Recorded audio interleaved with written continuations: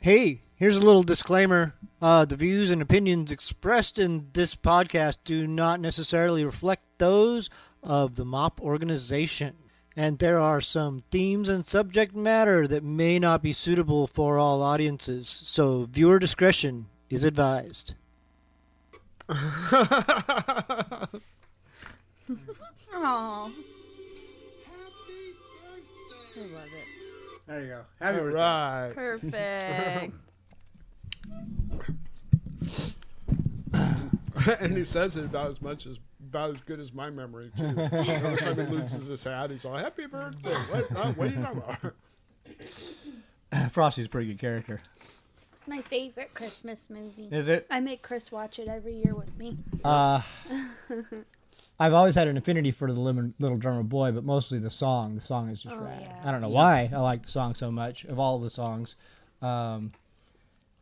And probably, but most of my favorite holiday things are always Charlie Brown. I really like Charlie Brown. Peanuts. Charlie Snoopy. Brown Thanksgiving. That's awesome. Yeah. Man, popcorn. So the marshmallows. Christmas one. Yeah, I mean the Christmas one's iconic with the Christmas tree. You know, the stupid. Oh yeah. Little bent over. You Christmas blockhead tree. Charlie Brown. You can't do anything right. I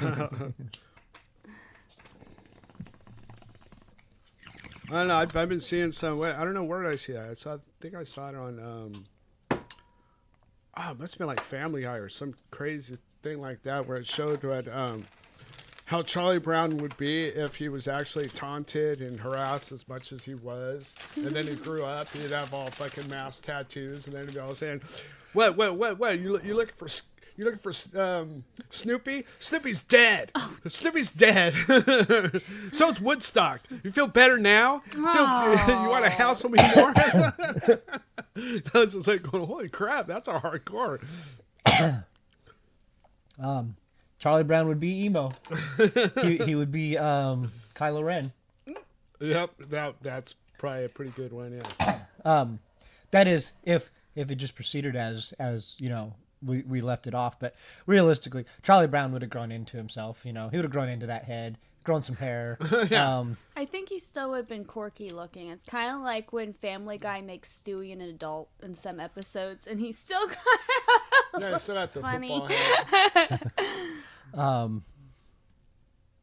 I know a guy who I would describe as very Charlie Brown, and so he would be the grown-up version of Charlie Brown, and he's an emotional wreck. Oh, you talking about Tim Silvers? No. Black, gray sky, hello blue.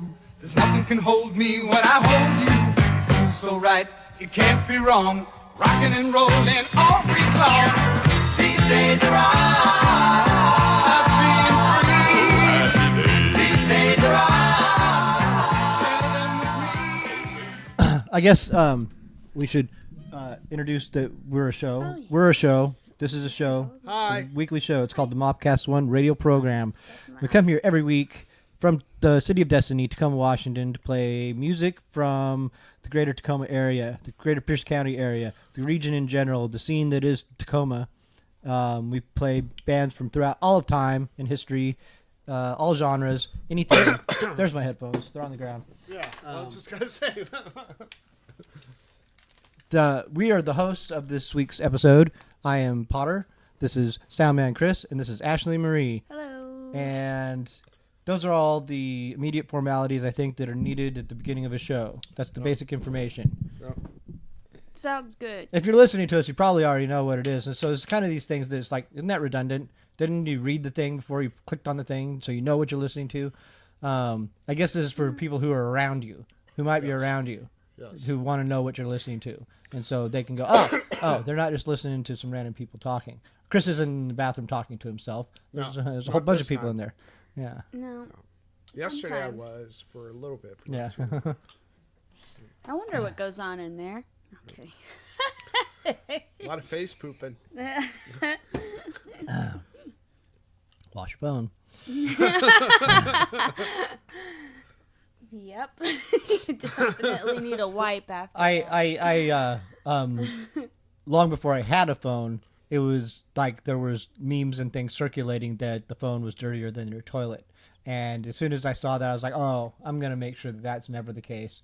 because like I live like a wildlife as it is, and use a lot of public restrooms, and so to stay healthy doing that, you have to maintain a certain amount of decorum, a lot of paper towel to turn the door handle. There's different things like that. Yeah. Oh, yeah, Oh, I'm absolutely. like that. I actually, Chris tells me I'm kind of a germaphobe because we'll go to Goodwill and I'll use. You're fine. You're I fine. was like, huh? I was like, I use that stuff. Sanitizer. Sanitizer. Yeah. Sanitizer. I freaking just use it up and I'll wash my hands, and then he'll touch everything, and I'm like, why are you touching everything? I've gone there a lot. I've gone there a lot and touched everything, and the first thing I do when I walk out is wash my hands. Right? Like I'm like, oh my god, I have to. And it got to the point where I'd now go with rubber gloves. Like if I'm going, I almost go out of my way to try to find a pair of rubber gloves to go. And honestly, better. it's so much better. Like so much better. Because then, I mean, I still rinse my hands after I wear rubber gloves because it's got rubber residue on it. I would too, though. That's the thing. But I'm not like, because I've analyzed this in depth. I'm not a germaphobe, and if I was less liberal, or more liberal, and cared less, I would be much more ill. As it is, I'm exposed to a lot of germs, and that I think helps my immunity in general. But yeah, if I were to go and just like grab door handles at Wiggly Piggly and just didn't care. Wiggly Piggly. It's been a while since I've seen a Wiggly Piggly. Damn, it's been a minute. South Hill had one. Yeah. But it was the cousin. It was the Piggly Wiggly. Piggly Wiggly. I think there was only one in my lifetime that I knew of. Yeah. And that was it. But in I think they have some in California. Or something like that. That'd be interesting if they did. Or like Oregon or something. I don't think we're the only ones that have Piggly Wiggly. Yeah, they were a great chain. I think maybe in like Kentucky or something. They might have some Piggly Wigglies. I miss Brown Cow. I say that the Piggly Wiggly was a great chain. I don't really recall it being a great chain. I remember I would always prefer Albertsons or Safeway, and but I always did. I liked the name Piggly Wiggly. It was cute.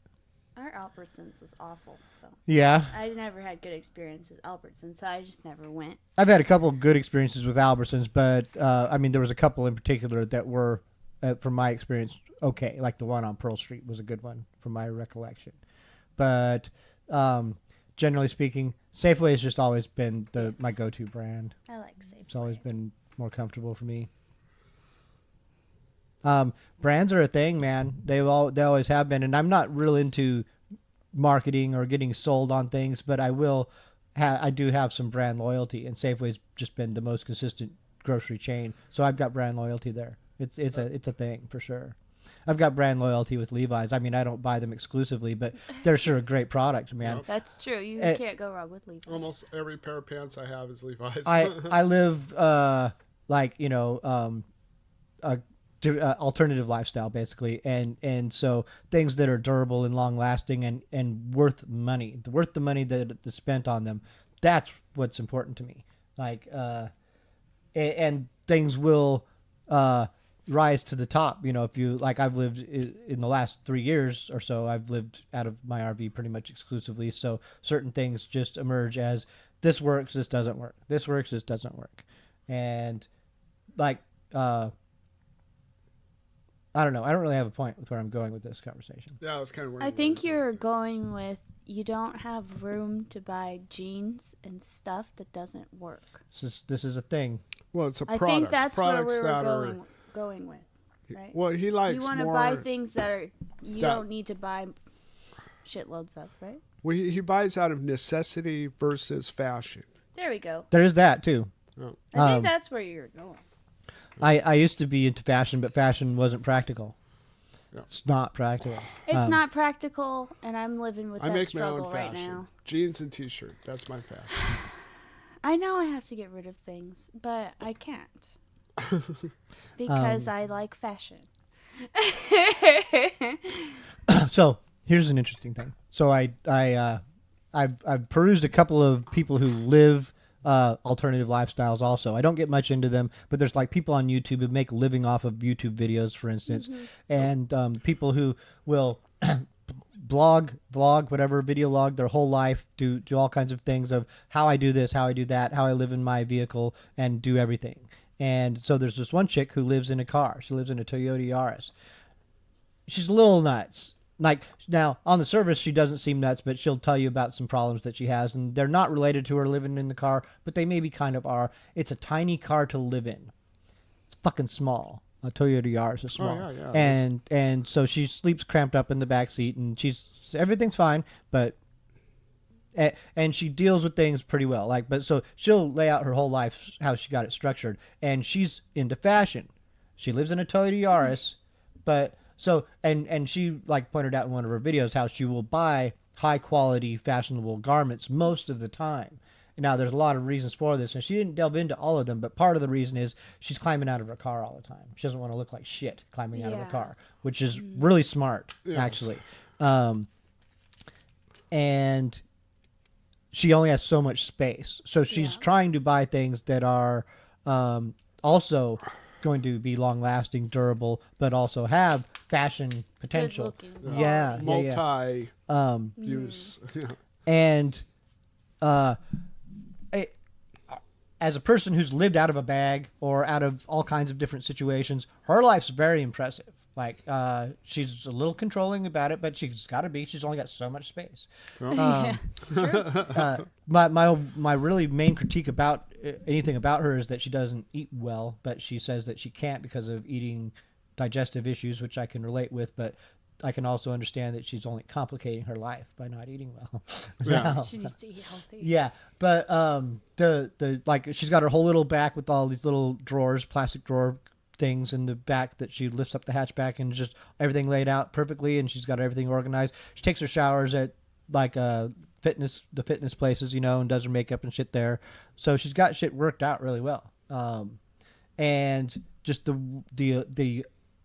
little amount of stuff that she has, it's fucking crazy. It's crazy because I am in my RV and I'm trying to get to a point where I'm like, okay, I can get rid of almost everything, but it's like, some things I really want. It's like, or this situation, or some things I have that are specific situational, and even if I'm only using them once a year or every other year, they're important, during those you don't times. Want to get rid of them. Yeah. So yeah, you run into some dilemmas like this. Yeah, we're gonna try to live in like a tiny home or a trailer or something. So I know that we have to. Yeah, that's gonna be fun. We're gonna get a lot of money out of it, but it's gonna be a nightmare, probably. I'll tell you first. Don't enter into it thinking that. I know. Yes, don't do that. And I've shared my space, for instance, my RV, that small space, and I can do it now. So it does require, like, you guys have got a lot of synergy together already. You're already very compatible and can live in a small space together. Yes. I just already know that based on the living situation and the arrangements that you guys have been through. So it's going to be a very lateral transition for you. It's not there's going to be personal extremes that you will go through being confined in that way. And there are tons of ways to offset that or to alleviate those things. And like with my facility that I've got right now, there's just certain things that are difficult. Like I don't have a bathroom facility. Like I have to go to a bathroom every time I have to go to take a crap. I can piss in a bottle and empty my bottle in a bathroom. That's all fine. But other than that, you know, and those are certain things that you have to get used to if you're not yet, you know, like, and having not necessarily shared your living space with your partner, which is a thing. It's not like family, it's different. And again, these are all things I've been through with people, and there's a wide range of things that people can go through during that transition that they're just not used to. So maybe even go camping a little more before you do some stuff. You guys go camping a lot though. See, this is the thing, is just I don't think you're going to have that many problems. I think we'll be fine. I just think it's getting rid of our things we have a problem with. There's a lot of stuff that we wouldn't be able to bring, obviously. Yep. And every time we've tried to get rid of stuff, we can't. We can't do it. We're just not good at it. Oh, What? I just saw a cloud. Come forward. I was just I like, can come on. talk and do it. But now I'm coughing. Yeah. I lost what I was going to say. I just think we just want to travel a lot, and you know, you can't travel with so much stuff. I want to see the world. You know, if that means getting rid of things, I guess that's what that means. Nope. He is 50 today. Yep. We gotta get this train rolling. This train's been rolling. It's been rolling. Had a couple train wrecks. Straightened out the tracks. Kind of, sort of. Kind of like in those like tracks in Thailand where the train's all going like this You're and like a coal bare train. almost tipping over. Yeah. Yeah. Aw. Yeah, I go back and forth with that of wanting to get my RV completely roadworthy to be able to just travel. Because it's realistically good enough and practical enough to do things with. It's not going to be as good in some ways as a modern vehicle, but it's better than a modern vehicle in some ways too. In terms of stuff. And okay, so there's just and it's these are meaningless statements, but there's just sacrifices that we have to make in life. And so there were times in my life where I was like, oh, I don't want to sacrifice this thing, but inevitably it was going to get sacrificed anyway. Sometimes if you don't let it go, you're just going to lose it. There's that potential. All right. And then there's also, as I've now got to this age, I've just realized things come and go, and you can get things back that you've had before. You actually can. There's they're not that out of the realm of possibility. Also, having as many things as I did, fuck all those things, man. Fuck them all. It's like, because I can sit and reflect on all the different things that I've had and different things that are value or things that would be worth so much now, and it's like, fuck it. Who cares? Like, who cares? Because my life has been full and fun, and also there's so many layers to this, because things that you've enjoyed, if they're still fine but you're getting no enjoyment out of them, what purpose are they serving you? Pass them on to someone else who can get enjoyment out of them. Exactly. And things like that tend to, there's a certain part of a materialistic person that says fuck that. There's also, like, you can find that even if you're materialistic, you can find joy in that. You're like, I remember being a kid and loving my Star Wars toys. Oh yeah. I love my Star Wars toys. Now, I played. Christopher loves his Star Wars toys. I played with my toys, like where some people took very good care of their stuff, and even when to play with even when they played with them very. No, I burned my fucking Boba Fett, like shit like that. Like, I wanted him battle scarred and worn and stuff like that, and Luke's hand, it got chopped off. Took the wire cut. Something, there was lots of them was burned. The Millennium Falcon, the X-Wing, they all had burns and stuff like that. That's awesome. And they would crash, they would take beatings, and by the time I was overplaying with them, my collection was largely garbage. If you're really plastic. And now this is not entirely true. They were all. And there were surely some, like, action figures that still had their guns or their lightsabers or their little capes. There was still plenty of stuff that was intact and good, like, because I had some play sets and some ships and different stuff. But at one point, in like 9th grade, I just gave it all to my friend's little brother. Like, just gave it all to him. I was like, you know what? I got all this stuff, and this kid likes that stuff, and I gave it to him, and he was just thrilled as shit. And I was at a point in life where it was like I wasn't really that aware of that kind of thing. I just was like, it seemed like a good idea at the time. My dad was pissed. He's like, you give all that stuff away? Because it was a lot of money, but at the same time, it wasn't like it didn't have the collectible value at that time in like 86 or 7. It wasn't as worth as much then, and it was also like not going to be as worth as much as the stuff that's pristine in the box or anything like that. So I feel that by giving it to this like 8, 9, 10-year-old kid, it got way more use, probably for the same duration of time that I got out of it, and I think that's just rad. I think it's rad. I did that a couple times when I was growing up. I had like Barbie collections that were in boxes and stuff like that, and things that were worth a lot of money that I probably shouldn't have gotten rid of, but I saw that a little girl wanted toys and she didn't have any toys. She wanted toys. You have to give to people sometimes. And that makes you feel good, though, because they're playing them and they're not sitting in a closet. And I was a big Michael Jackson fan for a little bit. I liked him when I was growing up, and then when he died, I was actually really, really sad about it. So my mom's boyfriend at the time got me a book that was actually at the funeral of his, and so it was like, oh my God, I got this freaking cool thing, and I loved it.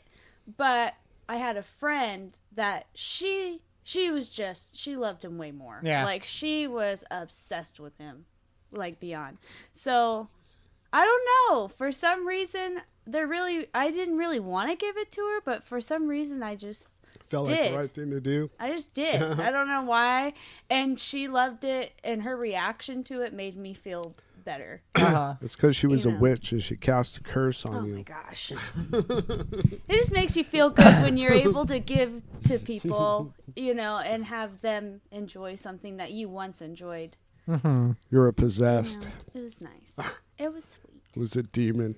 Jeez, anything sweet you gotta turn into something funny. God, we can't even watch it.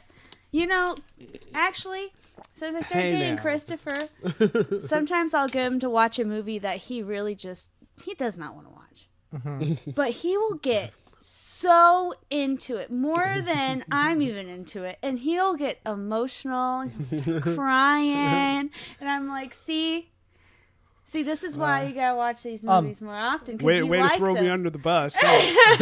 No, I can. All men cry. I can relate with what you're saying, though, because like there's some of the reasons I don't want to watch stuff are just that. It's like I don't want my emotions yanked around right now. Like leave me. I think that's why he doesn't want to watch. That's what I'm saying. But they're good movies. I understand. Experience those. I understand. Well, see, here's the thing.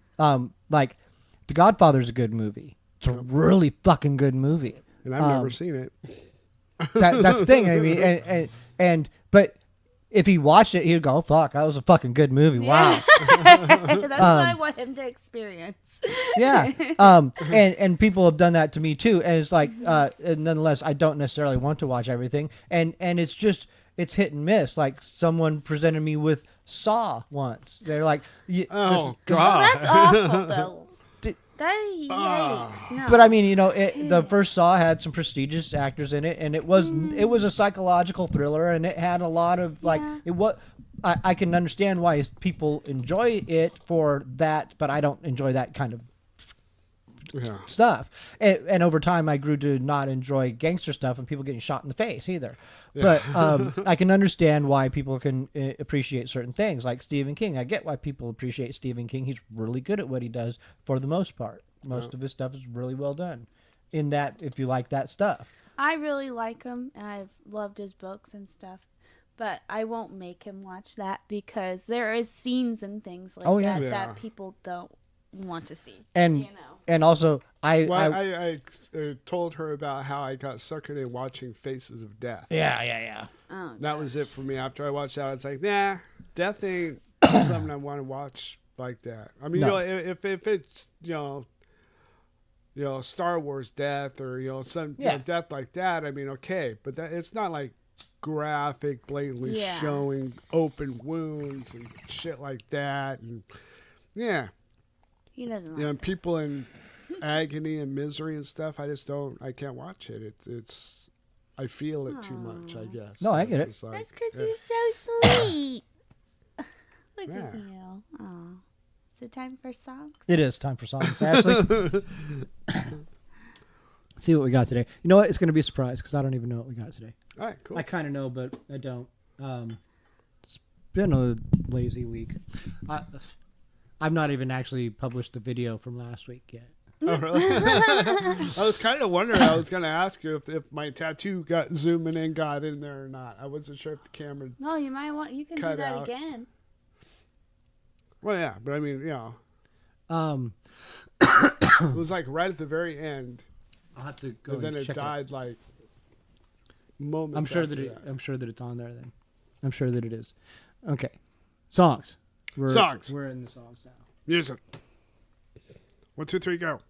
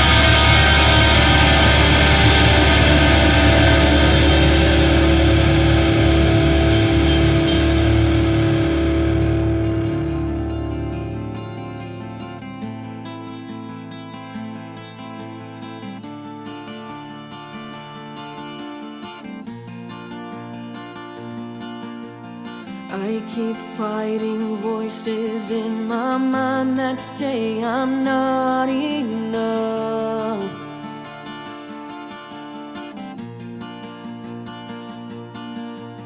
Every single lie that tells me I will never measure up.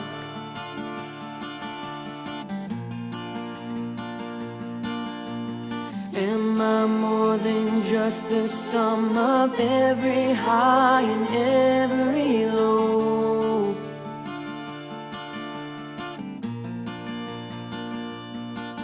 Remind me once again just who I am, because I need to know. Oh, you say I'm loved when I can't feel a thing. You say I'm strong when I think I am weak. You say I am held when I am falling short, and when I don't belong. Oh, you say I'm yours, and I believe. Oh, I believe what you say of me. I believe the only thing that matters now is everything you think of me.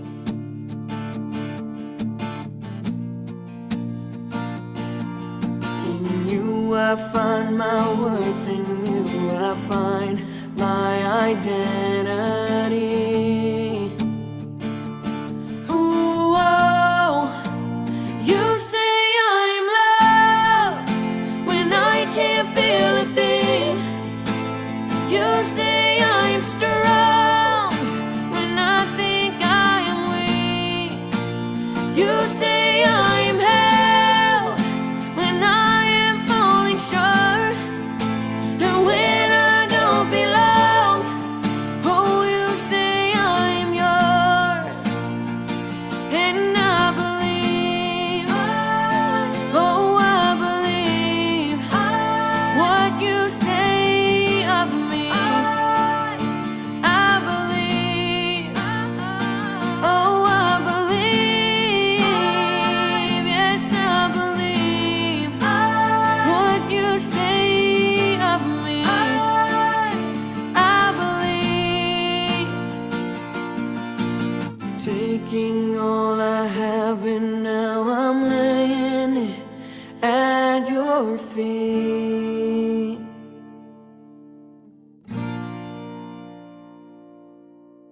You have every failure, God. You have every victory. Ooh, oh, you say I'm loved when I can't feel a thing. You say I'm strong when I think I am weak. You say I am held when I am falling short, and when I don't belong. Oh, you say I'm yours, and I believe. Oh, I believe what you say of me. I believe. Oh, I believe. Yes, I believe what you say of me. I believe.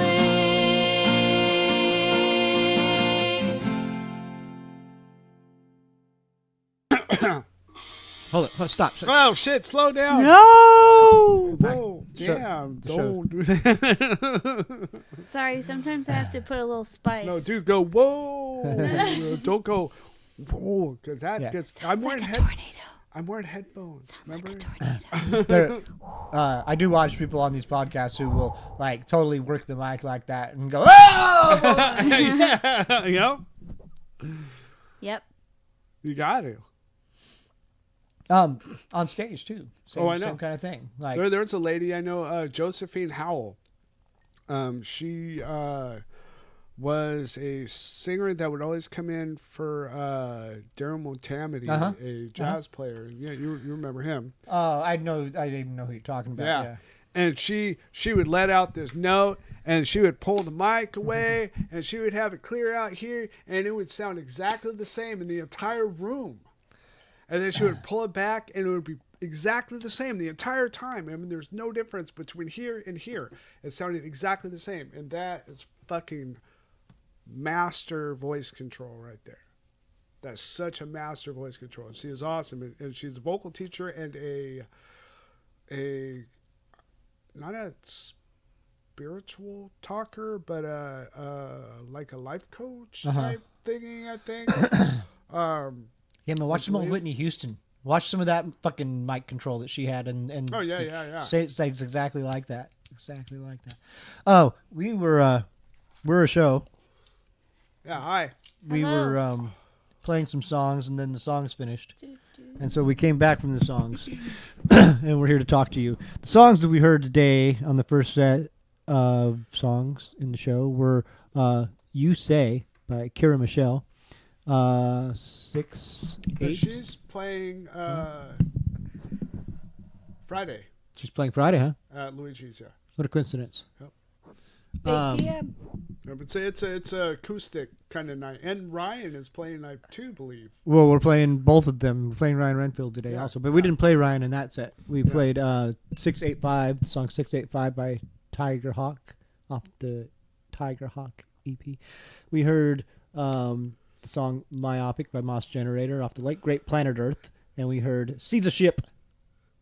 Seize a Ship is the song by The Legend of Bigfoot. Say that 10 times fast.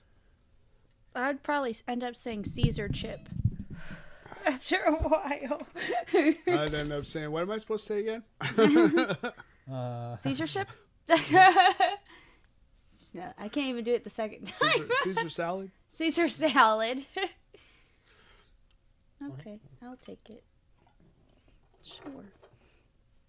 Thank you. All right, try some ass. Okay.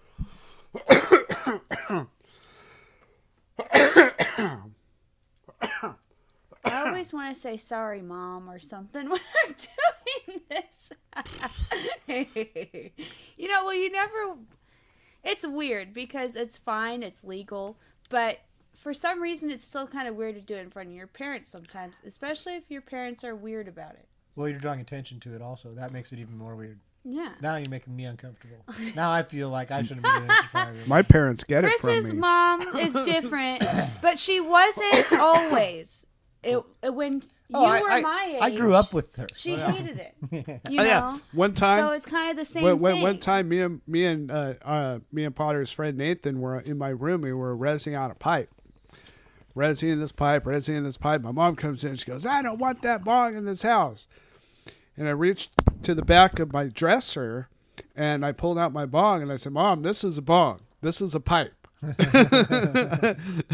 Two totally different things. One takes water. She goes, "I don't want neither of those in the house." I said, Mom, relax, and put it back. And she hassled me a lot about it. Now she doesn't give a shit. And now she lets me grow it at her house. No. It's a much different climate than the 80s. Yes. Yeah. Oh, yes. We're not in the Reagan era anymore. No.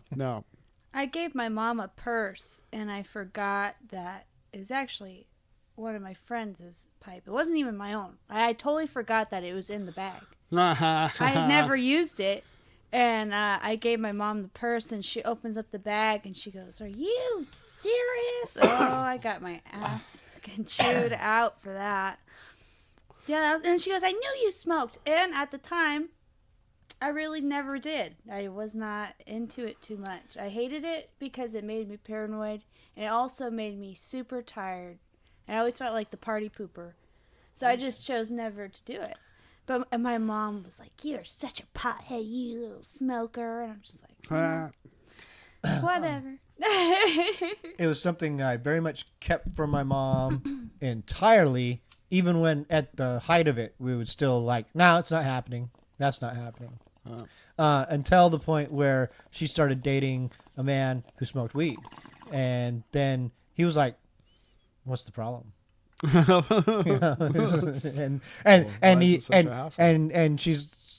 was like, "Your son smokes weed. Does he got any? Does he have good stuff? Can you get me any of that?" Like That's a all, good chick. all Can that you stuff. give One night, my mom came and knocked on my door, and she's like, "You got any weed?" And I'm like, "No." Is that a trick question? Yeah, is this a trick question? No.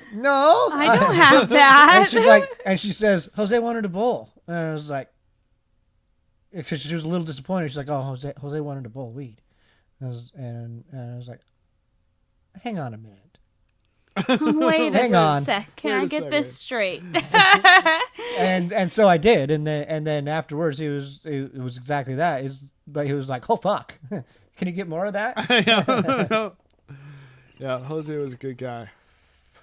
We had also like we were really well connected back then, like for kids our age, like always, like, and that benefited us in all kinds of ways. Like we ended up just making friends with a lot of older people because of that, like a lot, all the time. Well, we weren't the crazed out tweakers, fucking cocaine fuckers. No, You know, we smoked weed. we wanted to get That really, was it. really We stoned. hung out, we'd smoke weed, want to talk, talk to people, hang out, socialize, just absorb life. We didn't want to fucking destroy life and fucking take away from life or anything like that. You so. did want to destroy a couple cars, and Well, that was Alan You guys Mounson's were a car. little Alan nuts Mounson's here car and deserved there. it. you did probably destroy a couple trees in Puyallup. Right. Well, that was my fault. That dog jumped out in front of me.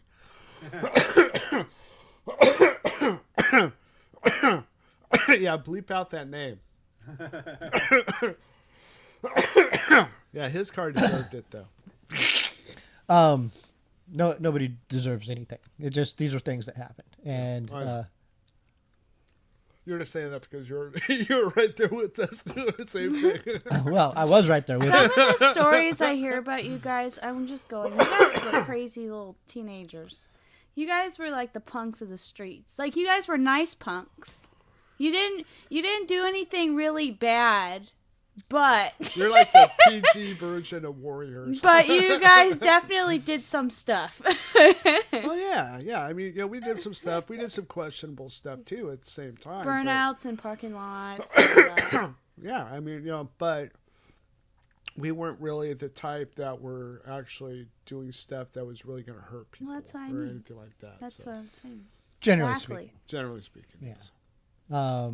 There was a lot of innocent fun that could be often like a nuisance to other people, like having a bottle rocket fight in a vacant lot Yeah. next to a whole big complex of houses, housing complex. So I remember being out there one night out in South Hill, in this lot there's now housing right next to Rogers, and shooting bottle rockets. All this stuff's going on for an hour, and then finally Brian Novotny runs out in his underwear. "What are you guys doing?" So mad. So mad, you wouldn't even fucking believe it. He's like, "Jesus Christ, I gotta go to work," because it's a Tuesday or something. Like Yeah. Oh, yeah. I actually went to a 4th of July party, and they thought they would do something like that. Like, these people were kind of extreme. And they were throwing fireworks at each other before noon already. So it was like 3 o'clock, and they started throwing like ball rockets, anything flammable at each other. And one went up into the tree, and the whole tree, it was the neighbor's tree too, it wasn't even their tree. The whole tree just started catching on fire. And it was right next to an electrical Power lines. power line. Shit. And we're all just sitting there going, man, I knew this party was a bad idea. Once we started throwing fireworks at each other. But yeah, the tree was pretty much really, really, really, really burnt. And the fire Did department it survive came. though? A lot of times those trees can do that. I and don't still know. live. It just did not look like it was going to. The fire department came, put it out. And then not even 20 minutes later, they're doing the same fucking shit. all over again. I'm like, didn't you just learn your lesson? Well, Nope. everything was wet then. Everything was safe to do. Yeah, there's that. You gotta look at the positive side. Yeah, you scared me last 4th of July with those wonky fireworks. Wonky fireworks. Oh, are the we were right worst. next to the water. Whatever. Literally. Well, I've on the show, I've told the story about going to get fireworks from the Indians for the first time when I led a group of kids out to the fireworks alley over here and bought some illegal fucking fireworks and then went back and blew up mailboxes. But we did a lot of other shit that same summer too. Like, my dad had a lot of black powder, which I would sample from for years, like because he used to do black powder rifle shooting and stuff like that, and build his own bullets. He did all kinds of stuff. So I would get a lot of his gunpowder and different things and use it for different things to make explosives or tamper with fireworks. I would take fireworks apart with friends and make other things. Sorry. In this particular summer of like, what was it, 86, 87, somewhere around that range, we did just that. Well, because we had all of these illegal fireworks that we would use for way after dark to blow up mailboxes and stuff. But then we had other stuff like Roman candles, bottle rockets, different things. So we would sometimes empty all the contents out and build new things, crazy things. One of them was we capped off this bicycle seat post, capped off the bottom of it, and then filled this with the contents of many Roman candles, which was soaked in like gasoline or something like that. Oh my god. Had a fuse on the end. We're basically trying to reconstruct a super Roman candle. So we're trying to make some kind of super Roman candle. So this was early on before you ever met me. Some of the stupid shit that I did, and so we're out there, and I'm the one holding it. I'm like, I'm not afraid. That doesn't sound safe. It wasn't safe At all. because the end blew off. Oh shit! Yeah, I mean it worked for a while, like about halfway, but then the end blew off out this way. Now it only just singed this. It might have burnt my hand too, now that I think about it, or maybe something else did that. Because I remember that summer, like 3 different things fucked me up. This hand, like one of that was one of them. Another explosion might have been another one. Because I remember a flash burn that like almost melted my skin, and then like because when it afterwards it was like my hand was like stiff like this. And it was hard to move my skin, but it wasn't like some horrendous burn or anything. Yeah. It was just a mild surface. Like, anyway, that was just a couple of different things. There was another that summer I was playing around with a machete and somehow managed to turn it inward up and stick it into my elbow. We had to pull it out of my elbow. Oh, God. Tape my elbow shut. But Jesus.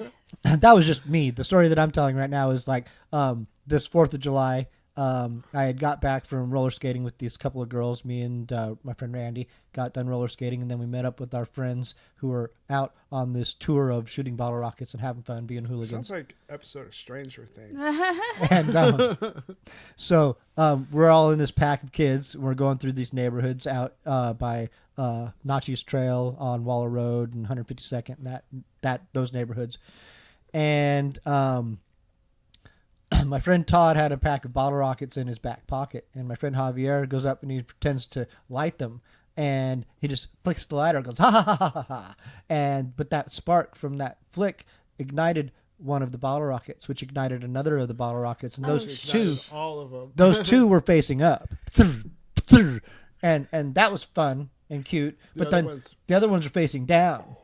And that ignited the ones facing down, and so then all of a sudden Todd's got explosions going off in his butt, and it becomes a cartoon where he's hopping around, and so it's dark and there's light exploding out of the guy's butt, and he's hopping around. And and shit you not, this is all happening. He's bouncing around. Oh fuck! And he finds a mud puddle. He sits in the mud puddle. Does all the shit, man. All this stuff actually happens, and now his ass is blown up. Oh my god, Al. It was in reality just like about this big of a big fucking burn. Yeah. Burn, just bad. It was bad, and he had to hide it. from his family because he was not allowed to play with fireworks. He should not have been out Shit. doing this. Yeah. He learned his lesson. Oh boy. Well, he had to have got caught. They had to. Have. No. They never found No. him. Wow. Because How did he heal it up by himself? Did he just... he would just do what he could. He figured it out. You know, he did things, and I just remember at the bus stop, like in the next week, like him talking about like the hell. Because you could see it on his face that he was just in pain, and he's like, "Dude, I just got to sit so still at the house. I just got to sit still, and I got to pretend that everything's cool." Because his dad was very stern. He was like a military dad, you know, and yeah, so he really had to play it cool. He really had to play it cool. I wonder if he ever told his parents about that. I don't know. He did become a that would police be officer in his later life. Really? Yeah. There was a lot of things that we did that were just hooligan kid things. We egged a lot of houses and shit like that in this period of time in like the 9th and 10th grade range. Like this was what we were doing. See, I 8th, was 9th, never 10th. good at running, so I couldn't get into any of that. I was a sprinter. I was in track, and a lot of my friends. See, this is another thing about it is these weren't bad kids. These were the best kids in school. The kids with the best grades. The kids who were all the star athletes, the student body president, everyone who was like the premier elite kids at the school that were the shining examples of the best kids were not. It was and to be fair, it was like everyone was pretty much on equal footing. Well, not necessarily. Some people just weren't doing anything or weren't getting away with anything. They were the people who just sat back and resented everything and just did their schoolwork. And it's like, I had no fun at school. But a lot of us had a lot of fun. Like, we were loaded all the time. Like, 9th grade, it was scandalous, like, how much drinking went on in and out of school. Like I remember on Halloween, me and my buddy Jason dressed up like Bob and Doug McKenzie. And we were totally in the part. Like we drank a 6-pack of booze in the bathroom, like either before school or in between first and second period, and then we left the bottles in there, and then we blamed that on some other kid. When shit started to go down, we're like, oh, that's that stoner kid. We saw some stoner kid in there earlier, you know. Meanwhile, we were drunk. Oh my gosh. Yeah. See, I never got really into drinking or getting high at school at all. Getting high at school, I wouldn't dare to get high at school. Fuck no. But that was before I got high. I would smoke cigarettes. I would get, nope, not me either. Nope. But never in school, on school property. It would always be off school property. And I got caught too. And actually, that led to the demise of me going to Rogers. Yeah. Because I went to school in a Castle Stadium High School. Mm-hmm. I never, I would get off the bus. Sometimes I would just go up to Stadium Way and go to that little store. I forgot what it's called. I think it's Thriftway. Mm-hmm. And they had Tully's right next to it. So I would go into Tully's and I would go sit on the second floor and just chill out there. That's funny. I used to go up there and Or if I didn't do that, when I would go to class, sort of. And I would just go all the way down to the basement and go hide into the bathroom. And then I would just walk around the school and go try to find, like, hidden rooms and stuff. Because it's a castle. It's a pretty cool building once you're actually in it. And I helped save it.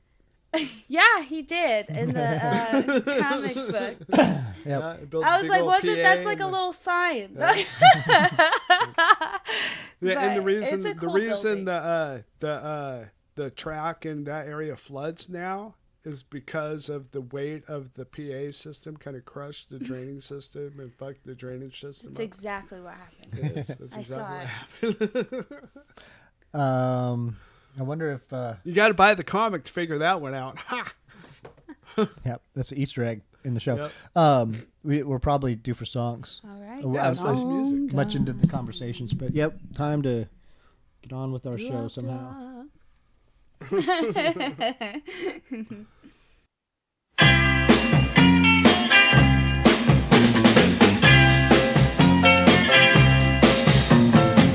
it. Listen to the music. Shake your stomach to it. No matter what the shape. Try it and see. Baby, you'll see why it can be much better If you're out of shape, When the music moves you, blues will start to lose you. Get that happy feeling way down deep inside. Prove it, prove it, baby, prove it. Show the world you've got it. No matter what the shape.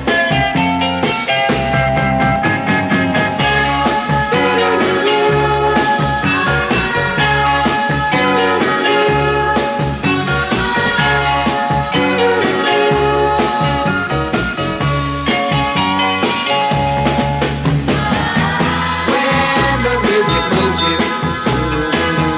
Blues will start to lose you. Get that happy feeling. Way down deep inside. I said try it. Baby, you'll see why. Much better than a diet. If you're out of shape. I say there, no tapping, no tapping. I say, you've got it. You've got to shake your stomach more.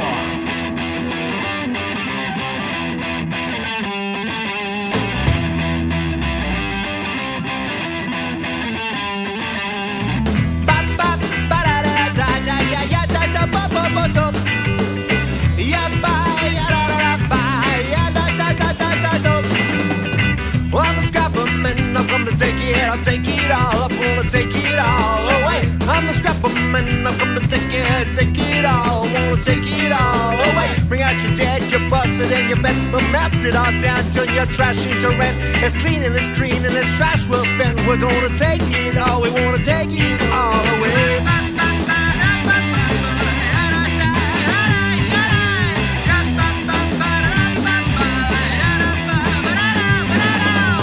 We're scrappermen, we come to take it all. We wanna take it all away. We're scrappermen, we come to take it all. We come to take it all away. Money, minus resource seekers. We might look kind of desperate, but we ain't no tweakers. We're just some poor suckers trying to survive, melting down metal, trying to stay alive.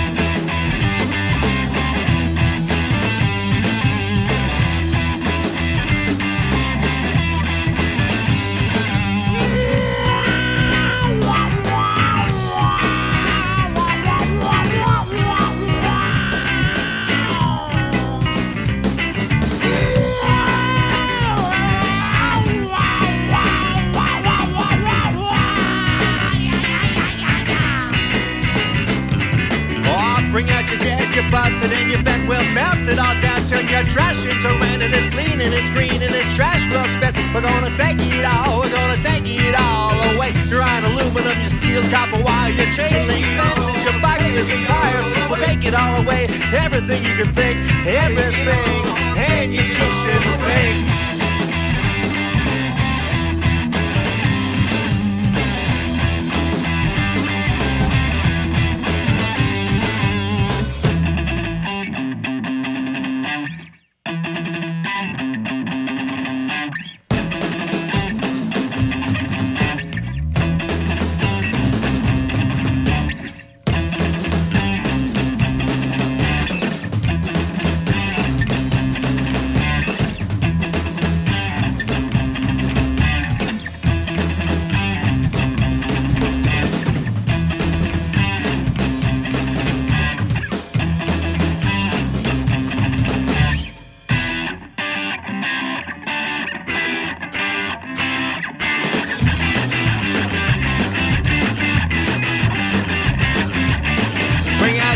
Bring out your dead, bring out your dead.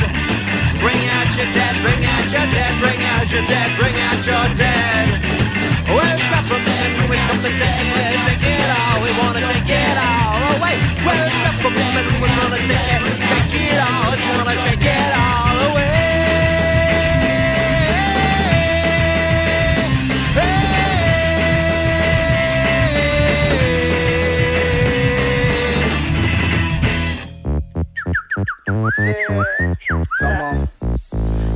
been smoking, drinking, blue flag hanging, yeah, I'm banging. Been the block and get to slanging, you know, just doing my thing. Yeah, I've been smoking, drinking, blue flag hanging, yeah, I'm banging. Been the block and get to slanging, you know, just doing my thing. Yeah. It's the law. What's happening, Cal? Let's track it with you.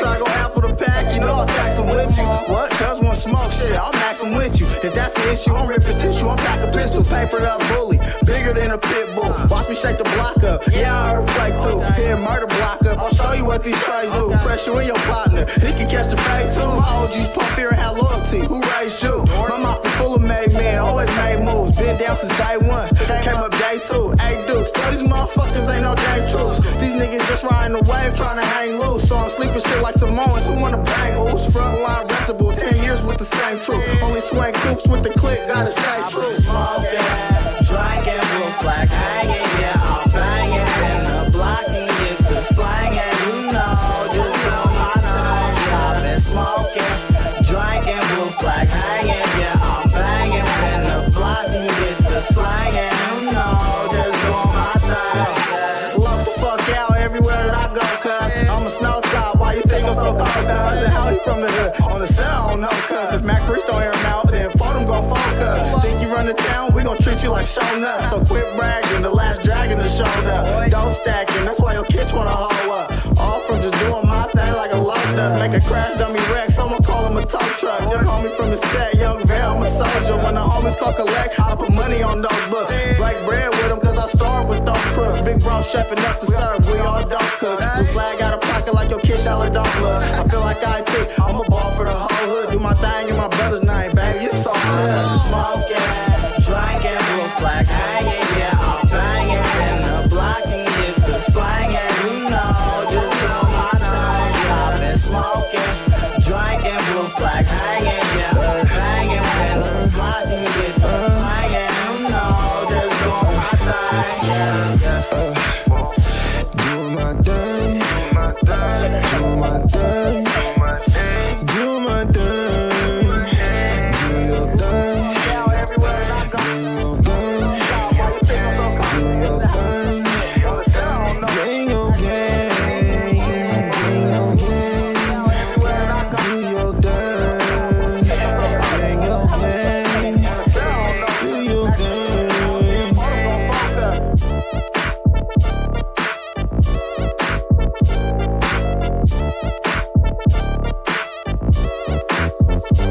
I've been smoking, drinking, blue flag hanging, yeah, I'm banging. Been the block and get to slanging, you know, just doing my thing. Yeah, I've been smoking, drinking, blue flag hanging, yeah, I'm banging. Been the block and get to slanging, you know, just doing my thing. Yeah.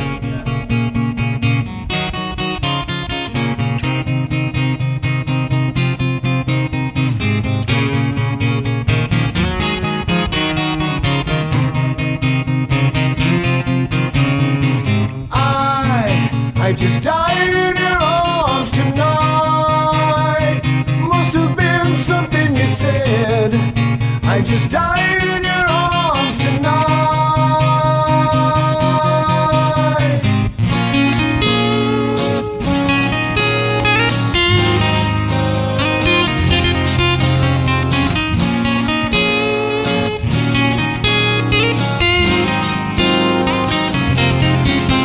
Keep on looking for something that I can't get. Broken hearts lie all around me, and I don't see an easy way to get out of this. Her diary, it sits by the bedside table. The curtains are closed, the cat's in the cradle. And who'd have thought that a boy like me would come to this? Whoa, whoa, I just died in your arms tonight. Must have been something you said. I just died in your arms tonight. Whoa, whoa, I just died in your arms tonight. Must have been some kind of kiss. I should have walked away.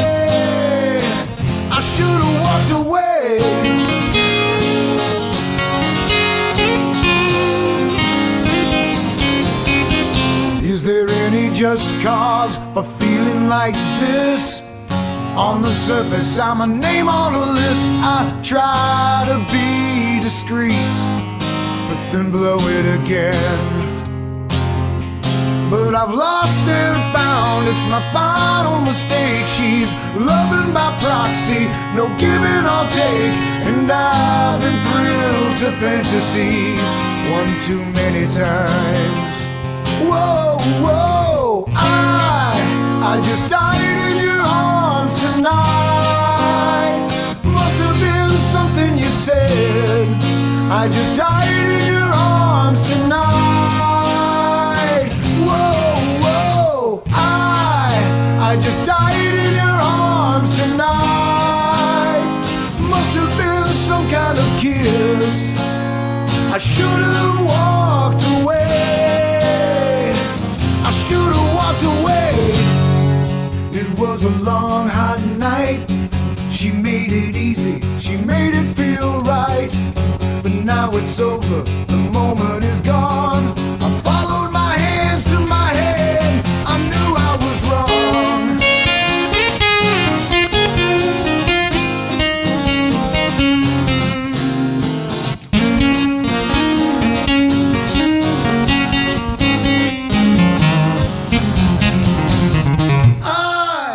I just died in your arms tonight. Must have been something you said. I just died in your arms tonight. Whoa, whoa. I just died in your arms tonight. Must have been some kind of kiss. I should have walked away. I should have walked away.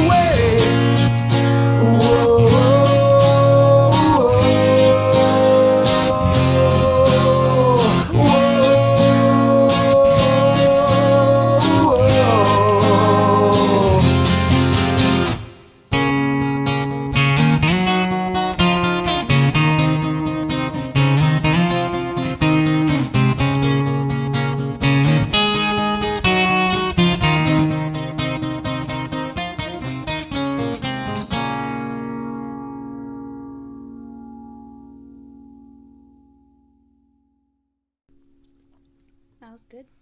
Oh. Yes, that was very nice. Yep, Ryan's badass.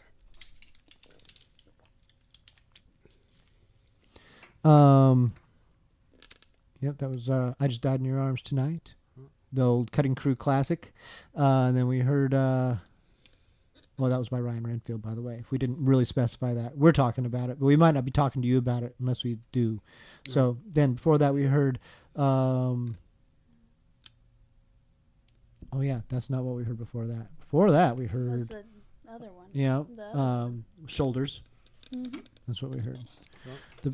And then we heard The Fun Police, Scrapper Man. Yeah. And we started it all off with It Doesn't Matter What Shape Your Stomach's In by Don Lee Wilson. No, it don't. Yes. And that that was a song. Only unless you're entering eating contest, and then it kind of matters a little bit. You know.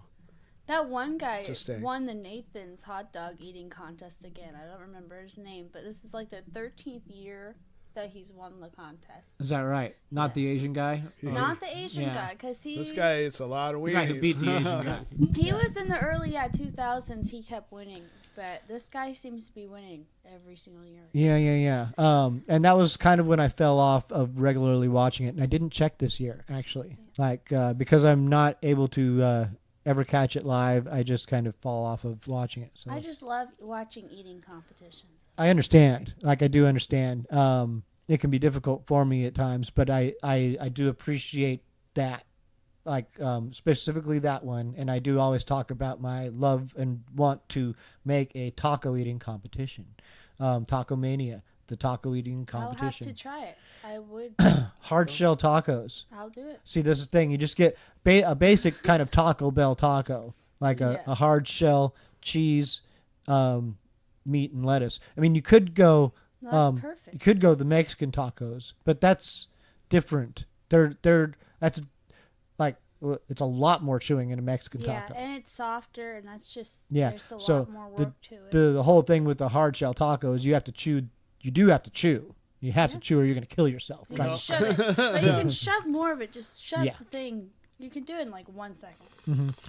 Well, you could also just crush and you could do a lot Make of. nacho. There could be a lot of techniques. Just don't to choke it. on a tortilla chip, folks. yeah. Try the Oh my goodness, this is part of the and inevitably with this concept there probably is going to be fatalities. So it's probably just best that I let it go. Just have know? have them sign a waiver. Fuck Yeah, it. they need to sign a waiver Yeah. that whatever happens, you have to have this happen. It's gonna happen. Well, maybe. It's like this. It's like, okay, I don't really want to see anyone get hurt. It's just like in any sport or in wrestling, which is even staged. I don't want to see anyone get hurt. But in drag racing, you definitely want to see a dragster blow up. I don't. Oh man! Like, dude, like, and especially like the whole Dale Earnhardt thing. It was like, Oh, fuck, that's different. man. That's Yeah. different. That's different. That's NASCAR. This is just eating and then food. that's just fast crash, and that we know that's more devastating. The dragster nowadays, they're designed that if they pop, it does the driver is a lot more safer than they've ever been. So like a rocket. Do they get ejector seats? no, they just got a better covering and casing. It'd be great if they had ejector seats and That would parachutes. be awesome. Fuck yeah, but except if it was like sideways and like just eject the crowd and stuff, and then Killed 42 people. Yeah, like a then cannon. it comes to a direct stop, and then the fucking parachute just goes pops out, and knocks Kills over another 3 people. Yeah. yeah. Jeez. When we were in Vegas, the thing that Christopher told me. Car alarm. Oh, okay. What he told me was, I was contemplating on going on the zip line because I'm really afraid of heights. I don't care for them. It's not my favorite thing in the world. And I kept going in and out of the building. Going, no, I'm gonna do it. No, I'm not. I might do it. And then I cried because I wasn't gonna do it. Oh. And so I was like, well, I'm already crying because I'm not gonna do it. I might as well go up there and cry and do it, right?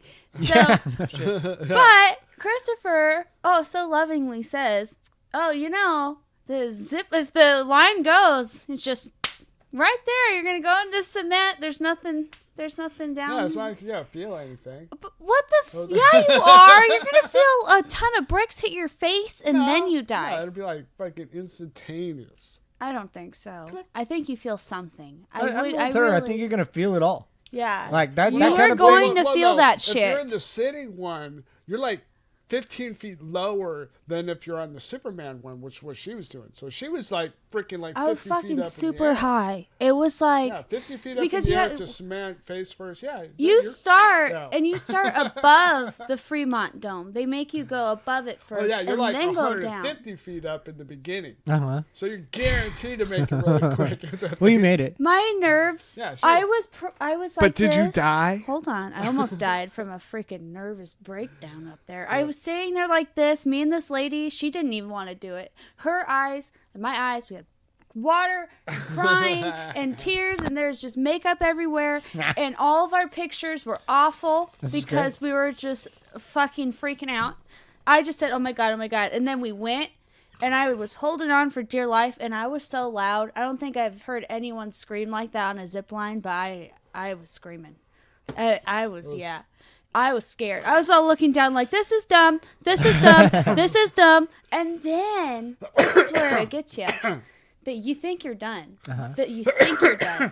They shoot you all the way, and then they shoot you all the way back like 15 feet. Why? No. What it was is there's a thing at the end that catches you. So it caught her, and then it pulled her back a little bit to slow her down. Oh my gosh. She's going, why is it going backwards? I got it recorded. Yeah, So, why is it going backwards? When that happened, I was done. I'm shaking. I'm like, I just want to be done with this thing. And I'm slowly getting closer and closer to the silver ramp. And I'm swimming. You can see me swimming in the video to get to the silver thing. I made it, but my nerves were shot. And Just send it to us and we'll include it. Okay, this is Ashlee coming. It's only like 5 seconds.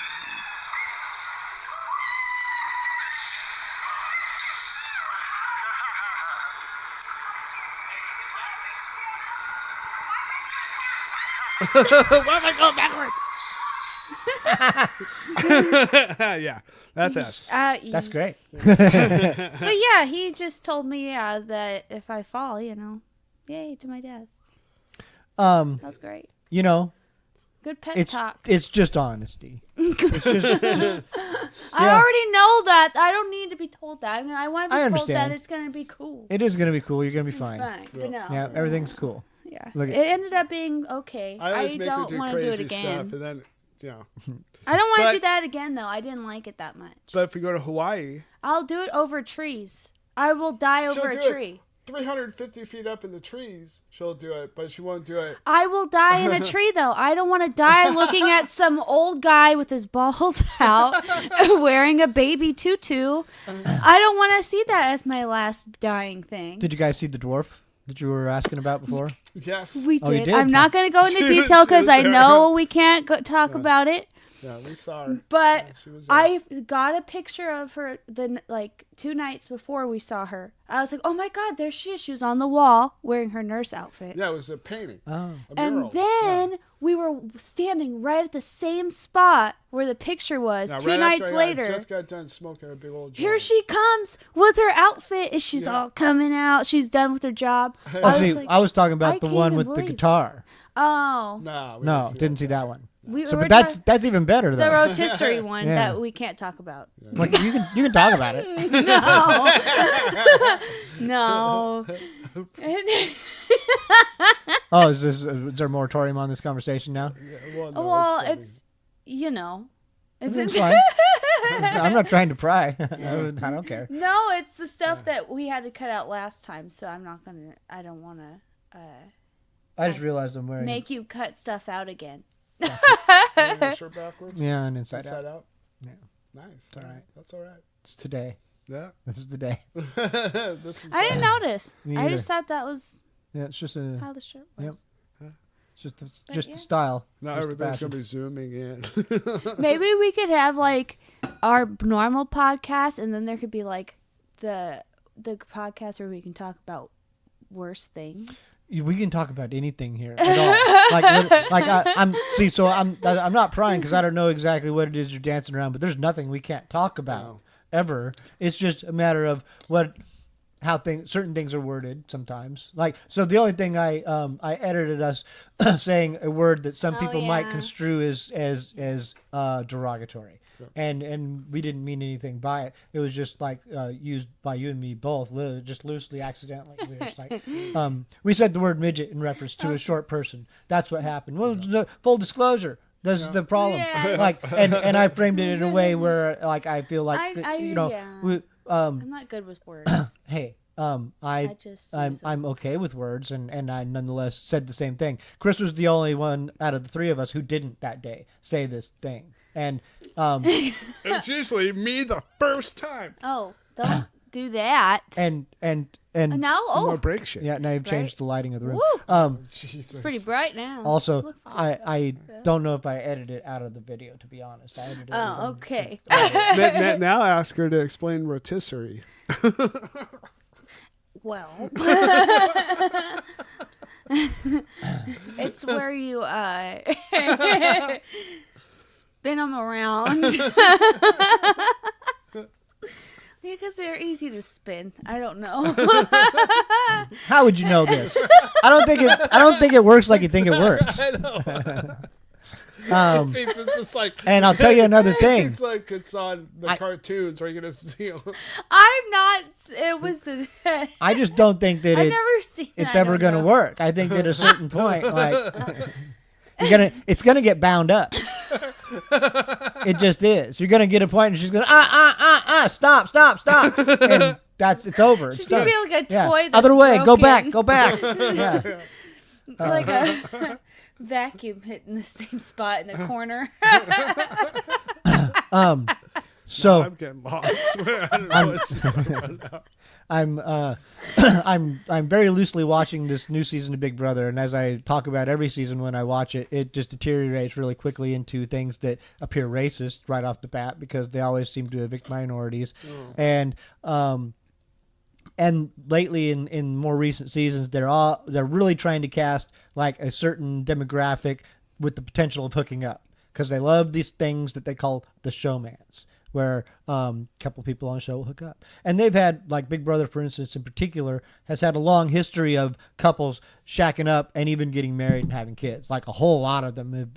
Because there's a thing about being in this little environment with someone like, that's like an incubator, like a relationship incubator. If you're attracted to someone and like everything's going to like be accelerated during this time where you're just locked away with them. And that's just a very real thing. It's just like going on vacation with someone, and how a vacation is often could be construed as just that, and a relationship incubator. It is making things accelerate during those periods of time when you go on a trip with someone, or you go on a just road trip or vacation or whatever it is, because you really get to know a person intimately during those stretches of time. You can only hide things for so long before the real you starts coming out. And they're like, "Oh, this is who you are." Okay. So this is the real person I gotta deal with. Yeah, this current season of the show, like, there's a lot of shacking up. Like, there's this one kind of country dude who shacked up with this one kind of model chick, and they banged a couple times on the show. Like, not on no so there's the show that you see on CBS that's like a weekly three episodes a week of the show, but then there's also the live feed thing that someone who can subscribe to can watch the entire all the time unless they cut the feeds. And they do cut the feeds for some competitions and stuff like that to keep that so that some stuff is saved for the show basically, but everyone talks about stuff in the live feed, so you get a gist of what's going on throughout the game by watching those live feeds. And then there's tons of podcasts that will do commentary on what goes on in this. And then also TMZ will report on anything scandalous that goes on. So, and there's always some racial thing someone will say something that's racially charged or inflammatory. That always comes out on TMZ and shit like that. So this country dude banged up with this model chick. Jackson banged Kat, and they're banging it for a while. But really, Jackson had his eye on Holly the whole time, and now there's like now Holly and Kat know each other from outside the show somehow. They're friends on like social media, which is weird because they try to cast people who don't know each other, and that's an unfair advantage. But even though they do know each other, they're not super close in the show. And not only that, but like Holly and Jackson want to bang. So Jackson was banging Kat, but he's like, you know what? I'm done banging you. I want to go and hang out with this girl. And so he's now hanging out with this other girl. They're doing this on the show. Like, how do you manage this? How do you like go switch from one girl to another when you're locked in a house together? This isn't even the only thing. There's two other couples that have paired off. And so there's one guy who looks like Jason Momoa. He looks like the Aquaman guy. And he does look a lot like it. And they play that up on the show. And he started banging this little broad, and who's like a soccer player. And he doesn't really want to because he wants to bang the lesbian. Okay. Yes, all this is true. And then there's another dude who's banging an Asian girl, and he doesn't really want to. He wants to bang the little girl that Jason Momoa is banging. So it's just this crazy clusterfuck. They just go with who they want to go with. I mean, I know the one guy is having that one problem. It's complicated. It's so complicated. She probably just doesn't want the male parts.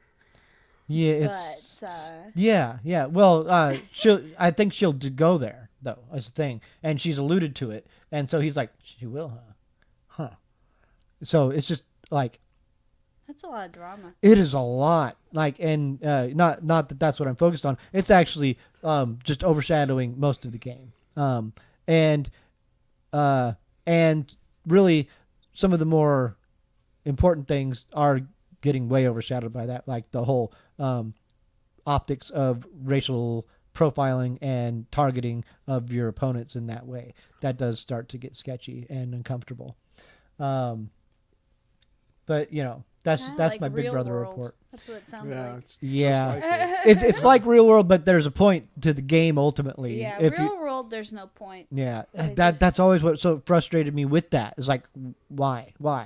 And then they changed it though. They did start making like real world road rules and And I stuff like was that. way off of it by then. I didn't ever follow And that. those are kind of cool because they did kind of like X Factor style challenges, so Uh-huh. they're really extreme. But the drama of it just, gets on your nerves more than Yeah. the cool stuff. Really, as these kinds of game show things go, Survivor's just really where it's at. Like I can only hang with Big Brother maybe for the first month, maybe, and it's really not even that because first of all, the amount of episodes that they throw at you is exhausting to try and keep up with. Like Yeah, there's a lot. three a week is too fucking much, and the episodes don't reflect what's really going on in the house because they can't show 6 people banging on the show. It's just like so they got to cut around that and then tell you the story of what's going on, which it is good for that, but they're not necessarily giving you the real narrative of what's going on. They're just telling you some of the details that craft a narrative for an episode of a show. Which they are trying to weave on the fly. The advantage Survivor has is that they record their entire season and then go back and craft the narrative based on the footage they have and the winner's outcome. So they can kind of, and they started talking about this in the season 20 era, season 20, in that era, the 20s and 30s, of how you can read the edit of Survivor and start to determine who's winning based on how they're getting edited and certain things. But then they started switching it up because people started to get savvy about stuff like that. But Survivor's a really overall competitive game. It's not that it's without its producer influence and things like that. There's going to be coaching and things like this in like a confessional when someone's sitting there in front of a camera telling you what's going on. There's going to be a producer occasionally going, can you say that again? Yeah. For whatever reason, they're going to make up a reason for you to say it again, or can you add this to it? Just say that again like this. Let's fix your hair.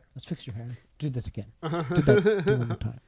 That's going on all the time in these shows. Yeah. Like especially if you watch Survivor, you can see a lot of the confessionals, especially with women, they're like on these glamour shot poses. It's like, this is not natural. You're not naturally just sitting here casually telling a conversation. You've been propped up this way to tell us something in a way that we can, that is palatable for the average audience. For the audience, exactly. Yeah. Train. Yep. Choo choo. So yes, I guess there's a 2:00 train that comes by occasionally. I'm not used to. It's just I don't think it's a stopping train. It's just a passing train that makes racket. That's the kind of train it is. One of those annoying Yeah. trains that it's coming to taunt us. Yeah. Bastards. I think we're on a healthy schedule for the show, though. We're moving along at a great clip. I don't know where we are in this particular segment. I don't know. I just know I got to pee. You want to go pee? I got to pee. We can just go to songs. You can go pee, and we can come back and finish the show. All right, let's do that. All right. That's what we'll do. Pee time. Going to songs. 1, 2, 3, 4.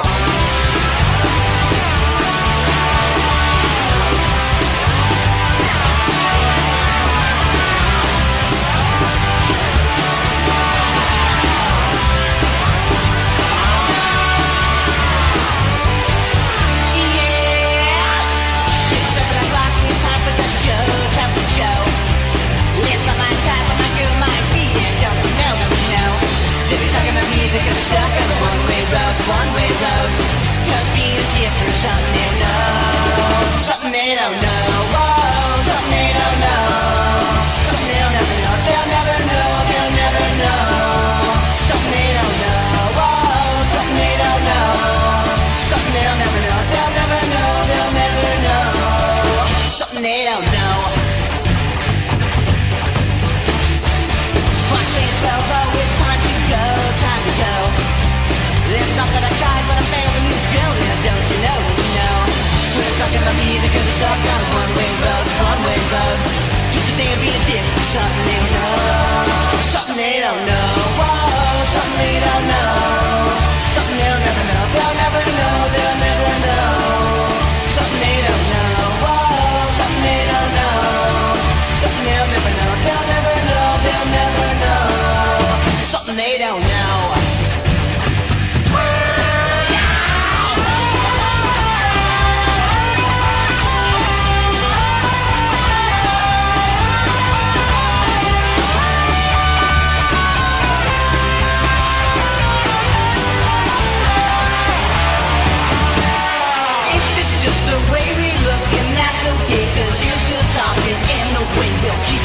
with the queenie blast, blah, blah, something they don't know.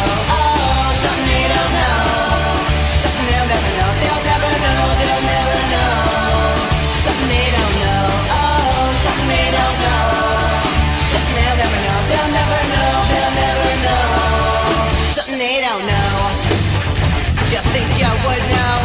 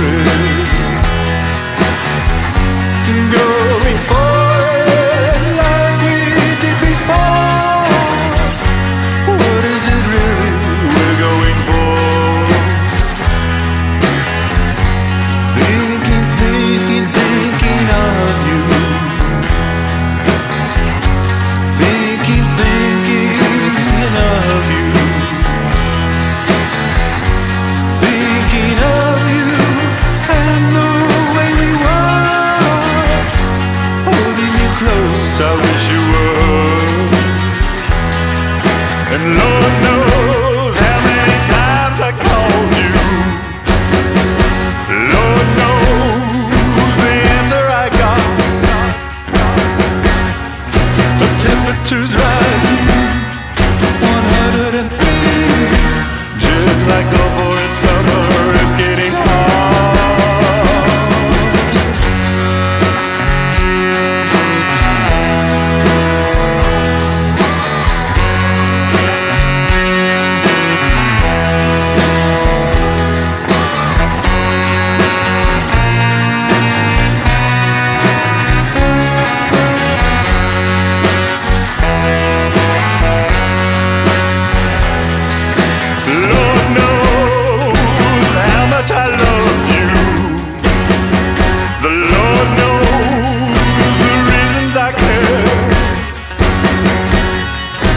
temperatures rising, 104.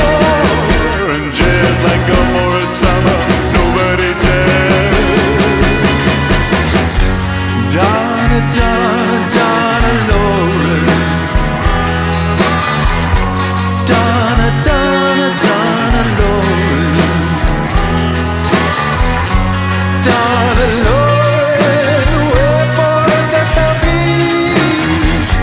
Donna, please come and rescue me. Donna, please come and rescue me. Donna, please come and rescue me. Donna, please come and rescue me.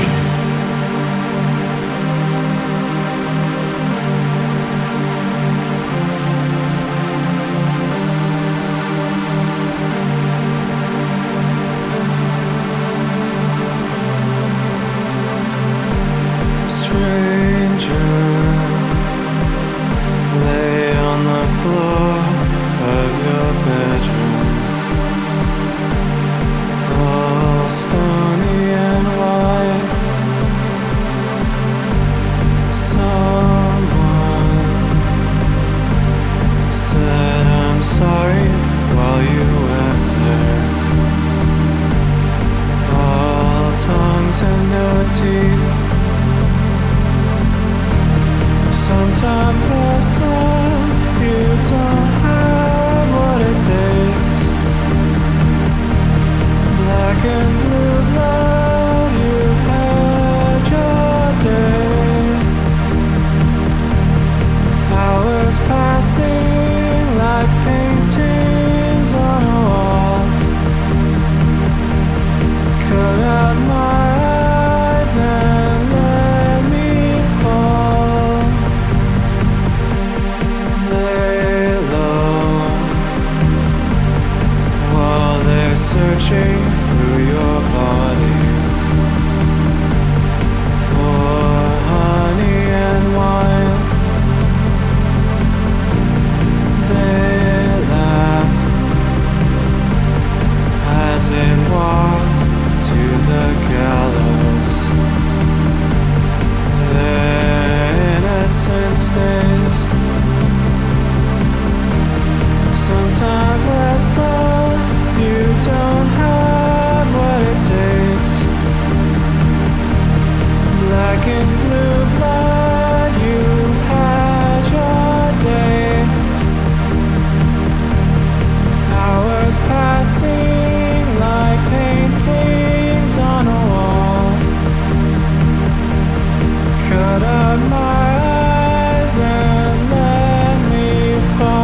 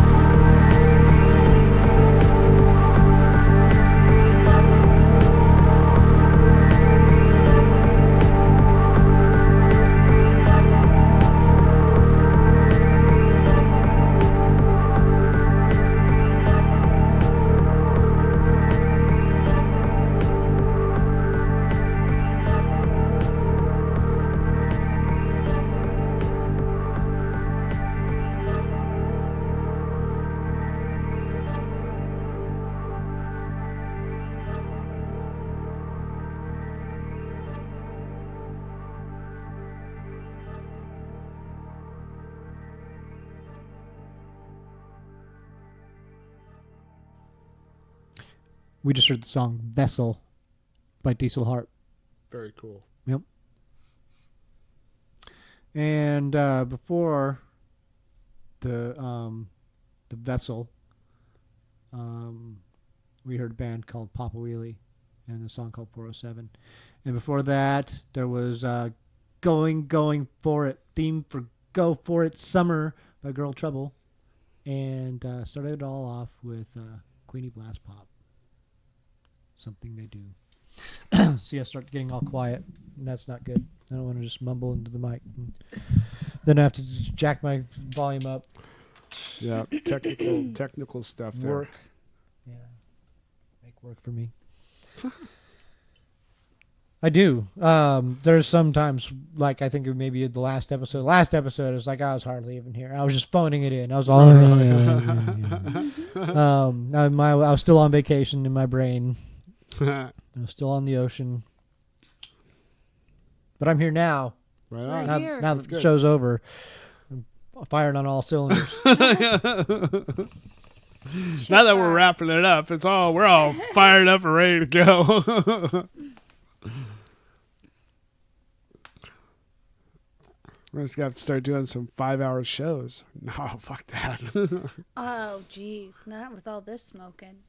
Oops. Yeah. I know we'd have like Hell no. 30 minutes of us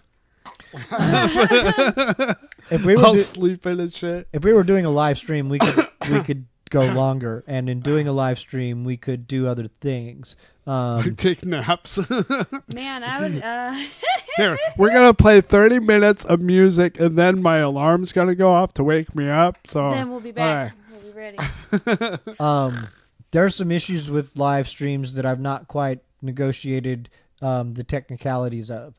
And some of that has to do with us if we were to broadcast the music while we're doing the show. So on particular platforms. For instance, I see people on YouTube, professionals doing live streams, who will do something that is a copyright infringement because of live stream restrictions. Yeah. And they will get shut down. Boom, stream closed. Your stream's off because you did something, you played something that's copyrighted.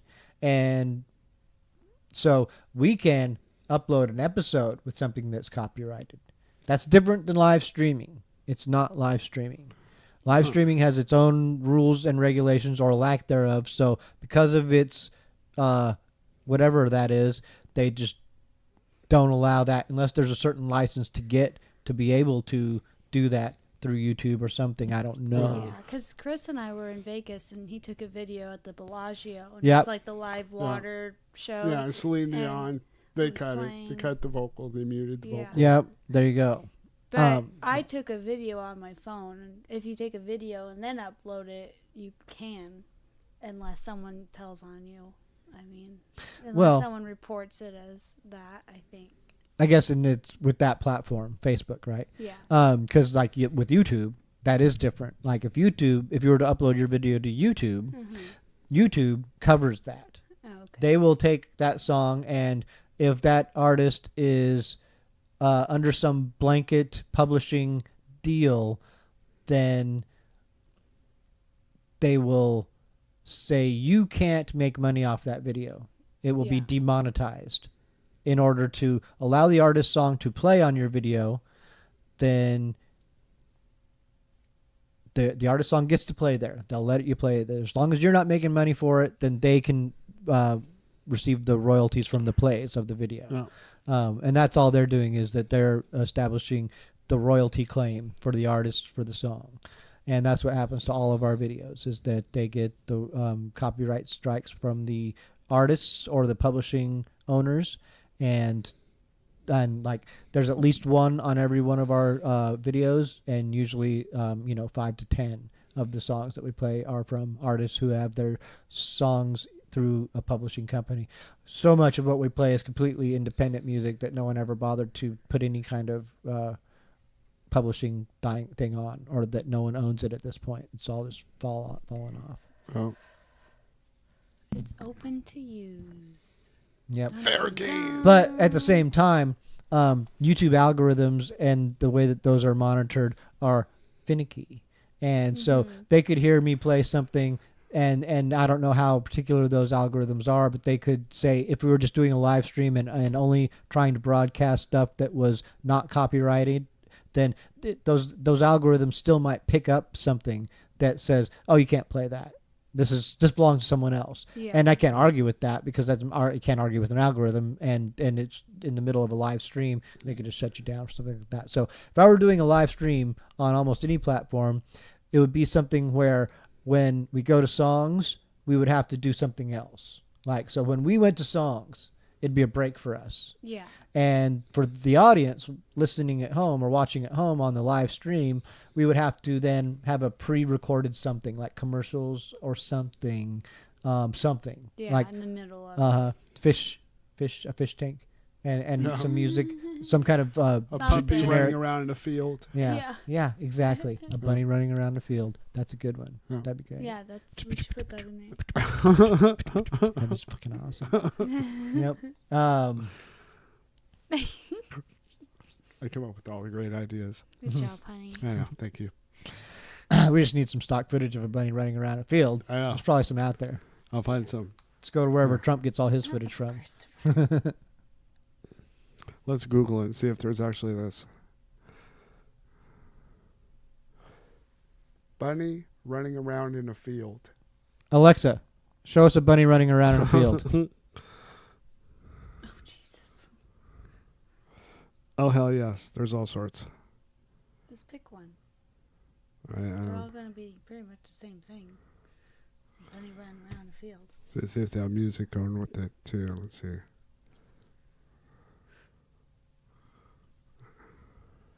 We can't play the music. Nope, it's just a bunny running around a field. 2 rabbits running, jumping, and playing. Oh, yeah. Aww. Oh, look at him. Yeah, so proud. Look. Right. Adorable. Here. Oh, look. See, he jumped. That's pretty Oh, cute. see, there's cars. There's traffic. They're not playing. They're avoiding fucking traffic. Yeah. What they're doing. It's like Frogger. Yeah, that's it. All right. There we go. Bunnies running around the field. I'll find some If you better. care about bunnies and rabbits and things like that, pick up your cigarette butts because Yes. if you don't, a Yeah, rabbit they will eat 'em. eat them, and then they'll become addicted to them, and then They eat so many of they'll them, it fills eat their so stomach up and much they their die. stomach will explode and Yes. kill themselves, Yeah. all because you They didn't can't clean up pass after 'em. yourself. This took a dark turn. So. And don't let us bring up crows and cigarettes. Don't make me get angry. Just kidding. But seriously, clean up after yourself. Yeah. Feed rabbits peas and lettuce. And don't carrots. give birds your bread. They Yeah. don't need it. Give them Yeah. bird seed. Give them bird food. Give them frozen peas. Whatever. Birds? You think birds want frozen peas? Yeah. Yeah? That's what I've heard. Oh, okay. Yeah. Well, Frozen you peas. know, They like them for some anything reason. other than your junk garbage food. Yeah. I love junk garbage food. Don't get me wrong. Don't give it to the birds. Anyways, back to music. Back No. end of my election campaign. Vote for Ashlee. We're this is we are back from music. We are. We played some songs. Did I Yes. tell? I told the songs. We're all good. Everything's Oh, okay. All kosher. right. Okay. All right. Right? Didn't I? I did. I'm don't sure know. I I think did. Chris is high. Yeah, you did. Yeah. No, I'm fine. Everything's fine. There's was bugs. just joking. I'm seeing bugs all of a sudden. I didn't There's notice them. been a couple. Yeah. I've been kind of like eyeballing them. Beer cans, I'm sure, is the problem. Most likely. Yeah. It's okay. It's fine. This rock and roll. I It guess. ain't Right. always. It's nothing like it used to be back in the old days, No, it's where not. like Not you know even you'd close. have to like dance through the sea of beer cans and half empties and Yeah. garbage. Phew. Old school band practices. They were they were a party. Oh, yeah. Where was? You'll probably be able to remember because I can't. I remember bits and pieces. Mm-hmm. I think it was a show where I had a video camera somehow. Inlet Island. Is that where it was? Did I climb up on top of somebody's freezer? Was I videotaping from the top of their freezer? Christopher. Yeah, I think I was. I think I did actually. This was the Jesus. it was October 31st, 1988. Okay. Inlet Island recreational facility, I believe, is what it was called, out in Bonnie Lake. Oh, okay. And it was where Bonzort and played our first show, opening up for Fallen Angel, which was, so Bonzort at the time was Bob Lervine, Ryan Anderson, and myself, and Brent Saunders, who would later Right. go on to the Lemons, but he couldn't make the show. And so we had a stand-in bassist, Jason Hoyt, played. And basically, Jason had heard our stuff and knew our songs pretty well, but he didn't really know them. So we taught him the songs the night before, basically. And the night before, so the 30th of and he became the leader of the band that night, right? No. I know Jason. Yeah. Sorry. He never got his foot in the door. So, but he did try to rewrite some of your songs, right?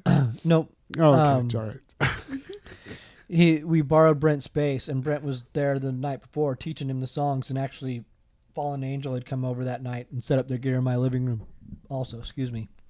So both bands were having like a dual band practice. We'd switch back and forth, and jam a little, teach Jason some stuff and jam a little. Yeah. And meanwhile, in my bedroom, I was smoking an ounce of weed with 3 other guys in the closet. Nice. It was like we had this whole plan of smoking an entire ounce of weed and then going to Taco Bell. And so that was like a side mission. Sounds like a good plan. Nice. Yeah. That was a good night. It's like when you see a cat sitting in a beam of light in your little video game. You know that you got to go to that cat because it's a cool side mission. Yep.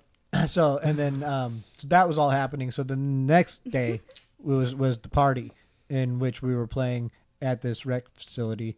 And but to the night before, when Brent's sat there teaching Jason the songs, at a certain point Brent's just like, dude, doesn't really matter if you know how to play the songs or not, as long as you look good. And so that was that. So we went there the next day, and it was a convoy of people leaving Puyallup. And as we're leaving Puyallup, I'm like, we should stop at Budget Tapes and Records. And I remember buying a copy of Never Mind the Bullocks, Sex Pistols. Yeah. Mm-hmm. And listened to that on the way out there. And so we did a convoy, and everyone had their hazards on, and we drove all the way out to Bonnie Lake in this big truckload of bunch of people. And we all went out there, and yes, you videotaped the thing, and you were at a certain point on top of a freezer videotaping. I remember, and it was like a refrigerator, but it was a freezer. So I was up on top of it, and then the cops came. I remember that because the cops walked right by me, and I videotaped the cops walking. Oh yeah. Then the cops left, and the party continued. There are shots from that video I specifically remembered also, like even all these years later, of some zoom-ins on particular anatomy and different girls. I mean, this was 30 plus years ago. Yeah, I vaguely remember it. The part I remember was being up on the freezer. Yeah. That's what I remember. I remember you sitting up there and videotaping, and I remember the video from that vantage point too. Yeah. Going back. It was the best vantage point. Everywhere else I was shooting the backs of people's heads. Yeah, well, you're absolutely right. What you're saying, yeah, you were. It was good. It was a good perch. Mm-hmm. Good job. Oh, and that video existed for a long time. It was a good representation of both bands. Mm-hmm.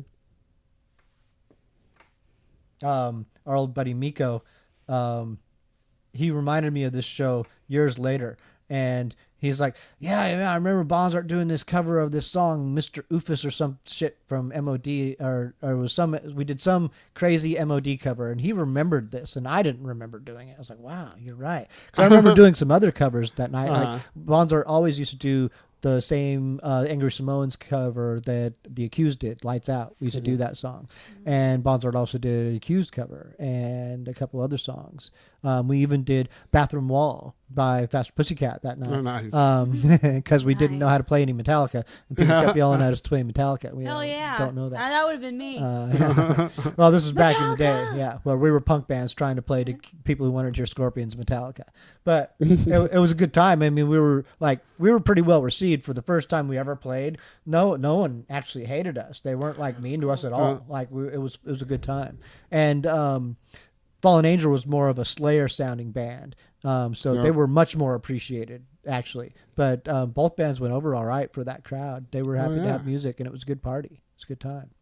I remember on the way home, Bob almost running into a wall, basically, we were driving, and there was a sharp turn, but almost didn't make the turn, and almost plowed right into a wall. But we made it. We lived. Did not die. Yep. Good times. Mm-hmm. I remember there was a time years later, speaking of Miko, me and old Papa Wheelie guitar player Nick and Miko were out in Sumner getting hammered, just fucking drunk. Like, I mean, really drunk. We were drinking some, I don't know, Wild Turkey or McNaughton. It was McNaughton's whiskey. We were drinking McNaughton's whiskey. And we had like a big, like gallon of it. And so there was like us three and a couple other of our friends, and we were so 5 of us total drinking this, and we were using some Coke as mixer for a while, but we only had like 1 liter, maybe 2 of Coke between the 5 people. So we ran out of Coke at some point, and then the mixer became like Kool-Aid or something. We were already really, really drunk by this point. You know, we knew better, but we didn't know any better because we were that drunk. So we're just fucking plowed. So it gets to be around, I don't know, maybe midnight or something, and we need cigarettes. Like, I had a cigarette left, and at some point Nick says, "Give me a cigarette." I was like, "Oh, I only got one left." It's my only cigarette. It's mine. And so we need to go get smokes. Yeah. So we're like, all right, we'll go get smokes. So me and Nick and Miko walk to go and get some smokes, and we go to this. Walk. Yeah, we could do a lot of things those days. So we were smart enough not to drive, and so we walked to the corner store, which was 5 or 6 blocks away, and we get there, and the corner store is closed because it was midnight. Like, yeah, that figures. So we get, but there's a big store in Sumner. So we go to the big store, whatever it was at the time. It was, your Safeway size store. Oh. And so we get there, and it's still early enough to buy booze. And not that we needed any, but Nick's like, it's eventually going to be 6 a.m. and we're going to need beer. That's true. He's thinking way ahead. Yeah, and it's going to be too soon. That's great. Yeah, we're closing in on 2:00 at this point, however long it is, So he's like, we can still buy beer, so we might as well get beer and cigarettes. And like, fucking yeah, it's good thinking, Nick. Good job, brother. So we go back to the back of the store where all the beer's lined up in the back of the store. Have I told the story on the podcast before? No, I've never heard this one. So, and we're standing at the very back of the store where all the beer's lined up, like they used to do it a lot. Like they'd have just that big open cooler at the very back end of the store, not doors. It was beer heaven. Yeah, not doors, but just an open it's like cooler. The lights. Yeah.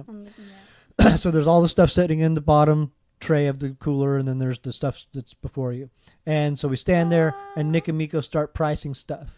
And I'm just standing there wavering a little back and forth, and they're moving along, pricing. And I'm just standing there and I'm like, fuck it. And I kick the fucking thing right in front of me, the case of beer. And I just kick it in, crush it. And I kind of stumble over to the side to my left, and I'm now lined up with the new one. Fucking crush that one. Lined up with the new one now. Crush! I start smashing these fucking beers. What are you doing, crazy? Going fucking nuts. And Nick sees what's going on. He's like, oh fuck. This is not good. So Nick it's all kind of a blur at this point because much of this is pieced together from evidence after blacking out. Right. Oh, wow. So, but I do remember scenes from it all also. So at this point, I am now being directed down the aisle away from the beer. Yeah. You didn't need to be over there. And I start fanning my arms out and knocking stuff off the shelves. And Nick's like, oh no. And so my arms get closed in. And Nick's steering me now all the way to the aisle. No more of that. Getting out of here, buddy. So we get to the counter, and a case of beer gets put on the conveyor, 2 of them actually. And Nick says, "We want to buy this," and my friend broke this one. We'll pay for it if we need to, And I said, we need smokes. and Nick says, yeah, and a pack of smokes. And then after that, I ran out. I just ran out of the store. Ran out. Ran to the end of the parking lot. Lay down. Look up at the sky. I'm laying down looking up at the sky. And Oh They my can't gosh, find you're you. a tour. No. Couple minutes later, Miko comes out and he sits down cross-legged next to me, and we're just talking, whatever we're talking about. We're talking about drunk things. We're not talking about whatever was going on back there. Doesn't matter anymore. That was a long time ago. Yeah. That's history. Nick comes out, and it's still in the very present for him. And Nick comes out and he says, "Dude, we gotta get out of here. Like, they're calling the cops. They wouldn't sell me any beer." And and me and Mika are like, "Whatever, man." And Nick's like, "No, seriously, I've got warrants. We've got to go." He scoops me up. He starts pushing me along. We're going out. We get to the street. We get to the sidewalk in the street, and then all of a sudden, all three Sumner cops that are on duty, or that there are. There's probably only three of them. This is 1991, 2, 3, Yeah. 1993, or 4. 1994, February 1994. The cops triangulate on the intersection. Lights on, all these cops. Me and Miko are walking arm in arm, and he says to me, "Pretend you don't see him." Sorry. He says, "Keep walking." Pretend you don't see him. So we're walking along, and the cops, one of the cop that was closest to us, like, we're like 4 car lengths away from him by this point. He's like, "Hey, you two, come here. Hey, you guys." And we're just like, keep walking. Finally, he's like, "Freeze!" And we're like, he's got us. Damn. Yeah. So we go back. We're going as slow as we can. So by the time we get back, Nick's already running his information. But we know the drill here. Nick's given him a fake name. Nick doesn't have his ID. "Oh, I don't know. I forgot my ID, officer. I don't have it on me. But my name is Jeff Rouse. I'm the bass player for the Rhino Humpers." This is my information. And all that information checks out. It clears. We know this. Now, normally, I would be using Danny Freeze, Daddy-O, the drummer from the Rhino Humpers, name and identification. I even had his spare ID, not necessarily on me, but I knew this shit back and forth because this is how I got into bars, too, before. Right. And it was also my fake ID because I had warrants. But I was too fucking gone to remember any of this, so I just give him the spiel, knowing that I'm going to jail. Because 1, I wrecked a store, and 2, I've got warrants. I'm going to jail. Like, I'm going to jail tonight. So I'm okay with that. And so Yeah, I'm okay with that. I know what I did. Yeah. So it was about this point where I realized, I've got a cigarette. Pull out my cigarette. So they're running our information while Nick's already cleared, and Nick's telling the story of the whole deal and how we got to this point. And I pull out my cigarette and I put it in my mouth, and I say, "Which one of you motherfuckers is gonna light my smoke?" And then I fall right onto my ass, but I fall perfectly, so I'm landing on my ass sitting down. So I'm sitting down there, and the cop walks up to me and he says, "You better turn that around before I light it." And I'm like, "Oh, thanks, man." I turned it around because it was backwards. And he lights my smoke because he knows I'm going to jail too. And he lets me smoke my cigarette. So Nick is telling them that we're in a band. Actually, he must not have told them that he was in the Rhino Humpers because he just told him that his name was Jeff Rouse. But he says that we're in a band, and one of the cops says, "What band?" And we end up telling him Papa Wheelie. And the cop's like, "Oh, I've heard of that band." He's like, "I have a friend who plays bass in Boneflower. His name's Eric." And I finished his sentence. "Eric Balcom." I know him. He's a good kid. Yep. So he ended up being actually the cop who took me to jail that night. And he took me to jail in Puyallup because that was where I had my warrant for. And I had my warrant from the ticket that I got driving with you and Nathan years before when I was driving my mom's car, in downtown Puyallup without a headlight or something like that. Yeah. I got pulled over with no license, no insurance, and no headlight. And even had fake tabs on it because my mom had put fake tabs on the fucking car. Wow. Yeah, so that was where the warrant stemmed from, and I finally got apprehended for that, but I didn't get in any trouble for the stuff. Didn't I end up driving the car back? You did, yeah. Yeah, that's what I thought, yeah. yeah. But I didn't get in any trouble for the store. Whatever happened in the store, none of that. Didn't get charged for any of that. None of the damages or anything. Oh, wow. I just ended up spending the weekend in jail, Super Bowl weekend. Yeah. And that is Could have actually been way worse. Yeah, yeah. Oh, yeah, it could have been way worse. That's its own story. And if even. that same thing happened today, oh yeah, you'd be in a shitload of Yeah, trouble. you have been in there for a yeah. while. Thrashing a store. Yeah, especially after saying that to a cop Oh about your yeah, cigarette. you can't Oh, yeah. smart mouth a cop anymore. Yeah. Oh, you'd be surprised. I mean, and also it was all just like so casual. Like Yeah. everything about it was so casual. Like it was like God, what's the matter, you motherfuckers? Yeah. Not my cigarette. like we were all like dealing with the police was so like second nature. yeah. We were in our early 20s and like dealing with cops was like we knew what to do. We knew how to. And to the point where by the time that I got into my 30s, like I have a really good rapport with police because like I respect them a lot more. Like what they have to deal with. I know what they have to deal with. Like and I'm much more respectful to them. Like it's a hard life, man. It's a hard life for everyone. Agreed. Yep. All right. And that beeping means that the show's over. It is Wow, time for on us to go. time though. Yeah. It was like Show's a over. good Fuck time. off. Go away. Yeah.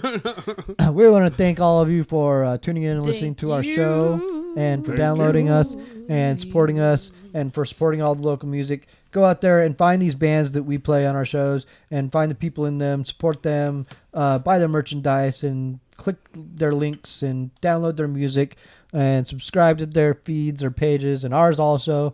Do all the things. They have names for these kinds of things that I'm doing right here. That Credits? No. It's something that people do throughout their show. And the more successful and popular that you get, the more that you'll do these kinds of things. It's like, you should buy our stuff. You should buy our merchandise. Billboard, You should- billboard, Wow. billboard. Whoa. Sorry, it had to be That's loud. loud. That's loud. I gotta get her a pair of headphones. She does need headphones. We're gonna have to make you wear headphones because you're gonna learn to be a professional if you're gonna. Yeah. It's so you've gotten Loft Light so far, but there's something that's called paying your dues, and you're gonna do that. You're gonna do that so that when you walk out into the real world, that you know. you don't blow out someone else's eardrums and they go, oh, All right, last fired. time. Yeah, no. But at least Hey. it was billboard, billboard, billboard. I understand you. I relate with you. It's okay, and please feel free to continue to be yourself. Just be also mindful that you could blow eardrums out. Yeah. Come on. Yeah. You're cool. What was that one? That was a new one. Come on. All right, over and out. We're done here. Bye. Thanks. Goodbye. Toodles.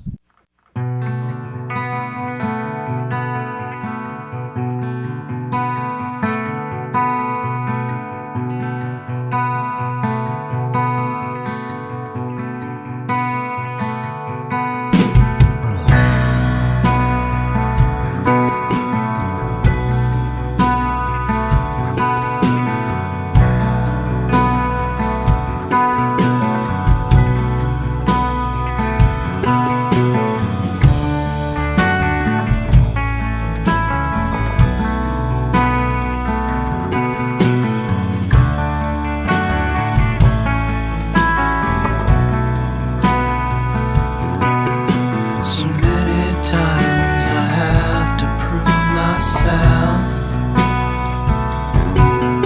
So many times I have to run away.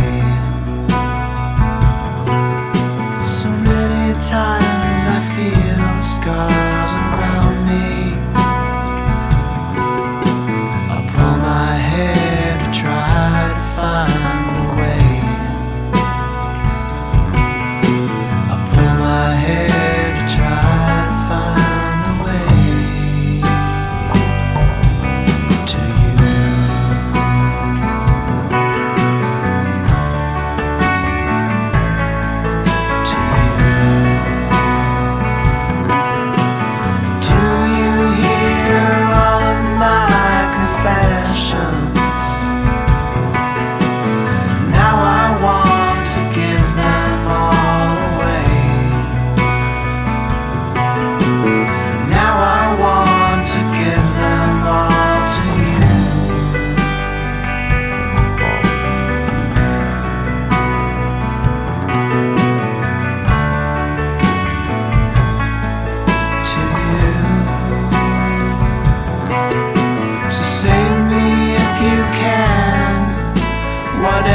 that might mean.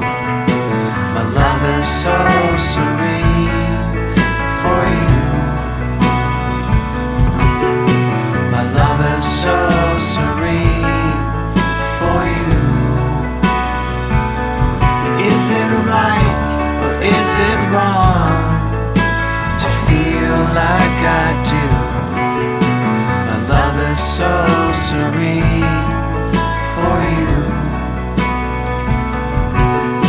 My love is so serene for you. My love is so serene for you. For you. For you.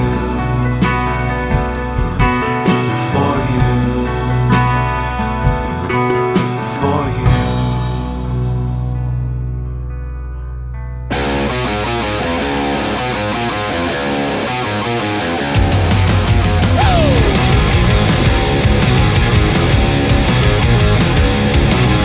You've been with me for 20-odd years.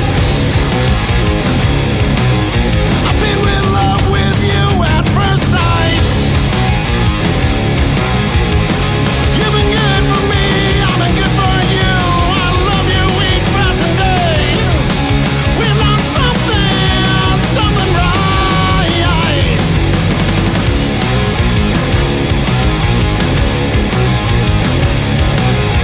Sweet little girl, you're looking so fine. A pasty white skin, long red hair, all mine. Never cheated on me, never cheated on you. Our love gets stronger every day. We've done something right. Keep on falling in love with you each and every day. She keeps on turning me around. She keeps on turning me around. She keeps on turning me around.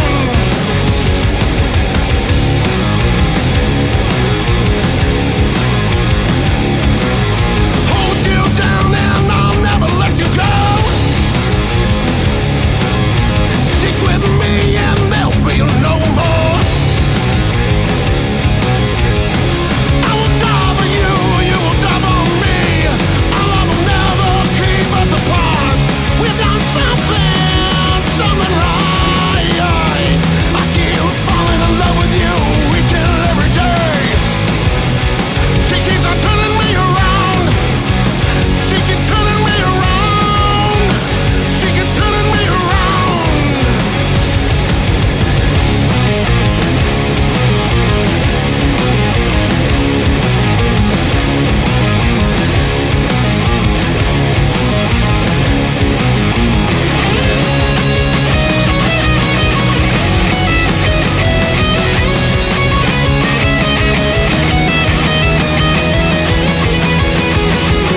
Falling in love with you each and every day. She still turning me around. She keeps on turning me around. She keeps on turning me around. She keeps on turning me around. Turning me around. Turning me around. Each and every day.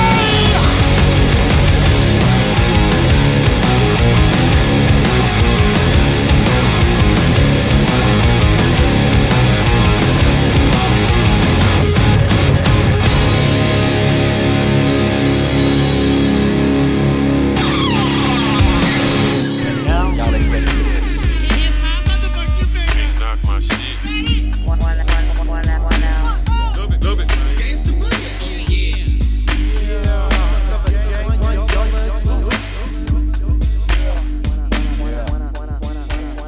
It's like it's never enough for the city. I'm moving quickly. Fools must be tricky for thinking they can get with me. It's risky plus addicting. That's what the game is, where you can take a loss or make it famous. They say it's dangerous, just playing the cards that God gave me. The only same in the world done gone crazy. Tell them do all they can do, they can't break me. Cause thinking how I'm thinking got me loving life lately.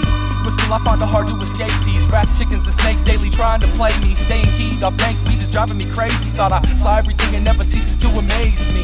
Flying faster than the days beat, thinking how long it might take me to finally break free and level up. I'm in the cut doing me, boy, true school B-boy, and still keep it G-boy. So peep game, it goes like this. I'm smiling in their face while they're pissed. It's just how it is, it's how we do. Mellow, be cool, but homes, I will go hard and pull your card 'cause you see through. And I'm not tripping off what he do. So man, it's obvious that I'm not out here tripping off what she do. One life to live and ain't no redos. I'm doing me, rep the streets of the T. This is for the people. Never enough though. The city's playing kinda rough, so I gotta roll how the tough roll. And it's a tough road. I know enough though. At times make me wanna act cutthroat, but no. Let me give you just a taste that'll put you in your place. And no, it's not the tack, 'cause the tack is where I'm at. When I see you in the streets, then I know I would have clapped. Not for applause, by any means for the cause. Too much ammunition, won't ever stop spitting. Still set tripping or tripping off the set that full of repetition. Enough intel the hacker gets in. Best of the best, the rest is slim picking. At the edge of darkness like Mel Gibson. Tearing down buildings while the builder couldn't fix it. That'll take more bricks and checks given. Raise a flag, surrender your rag gripping. From Lakewood to Hill tipping. When I stalled by keys from banger start ignition. Now I'm wide for the distance. Bravo recon, kill MCs is a mission. Northwest dipping, tune in and listen.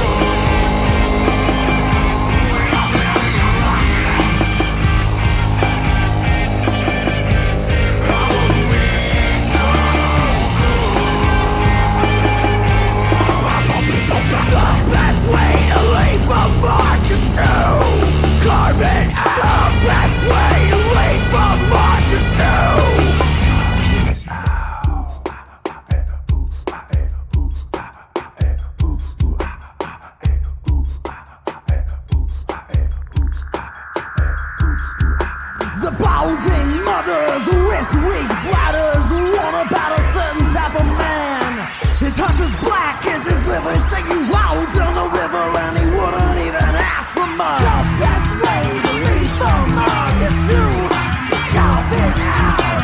The best way to leave the mark is to carve it out.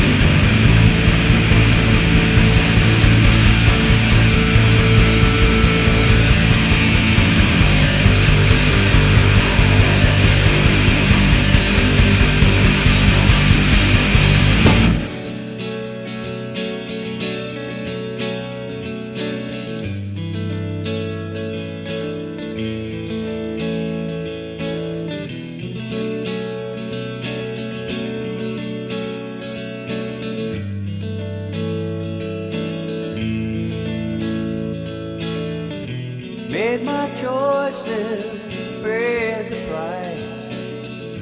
Done my time and lost my life. Though living, breathing, my soul is dying. Can find no reason to go on trying. The answer's in there, friend or foe. Meant to die, oh, never know. Meant to live, you'll live to know it. Till the next time you ask the question and seek the answer.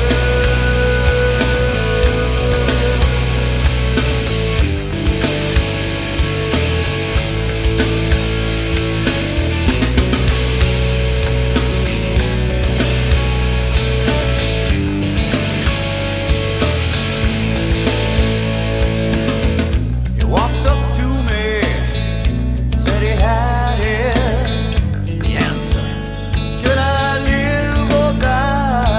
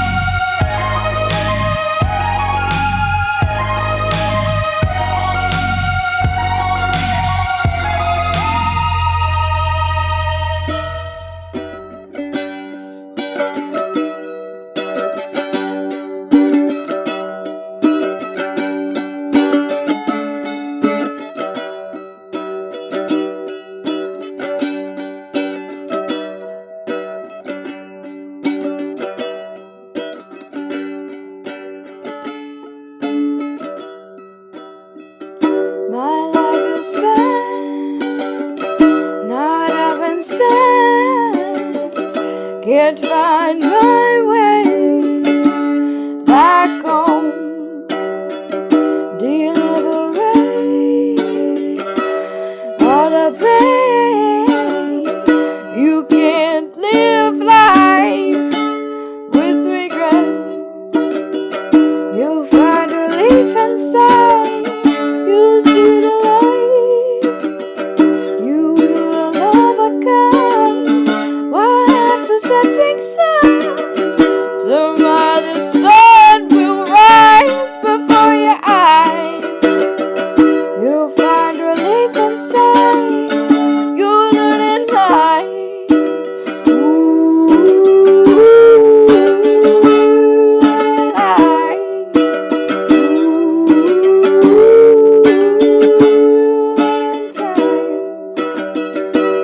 Don't you worry, not in a hurry. Slow this down so my heart don't hit the ground. Selfish minds stealing from the blind. Corrupt times, is this the end? You'll find relief inside. You'll see the light. You will overcome. Watch the setting sun. Tomorrow the sun will rise before your eyes. You'll find relief inside. You'll learn in life.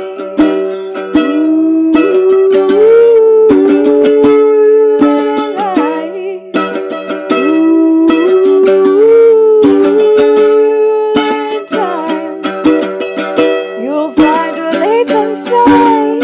You'll see the light. You will overcome. Watch the setting sun. Tomorrow the sun will rise before your eyes. You'll find relief inside. You'll learn in life.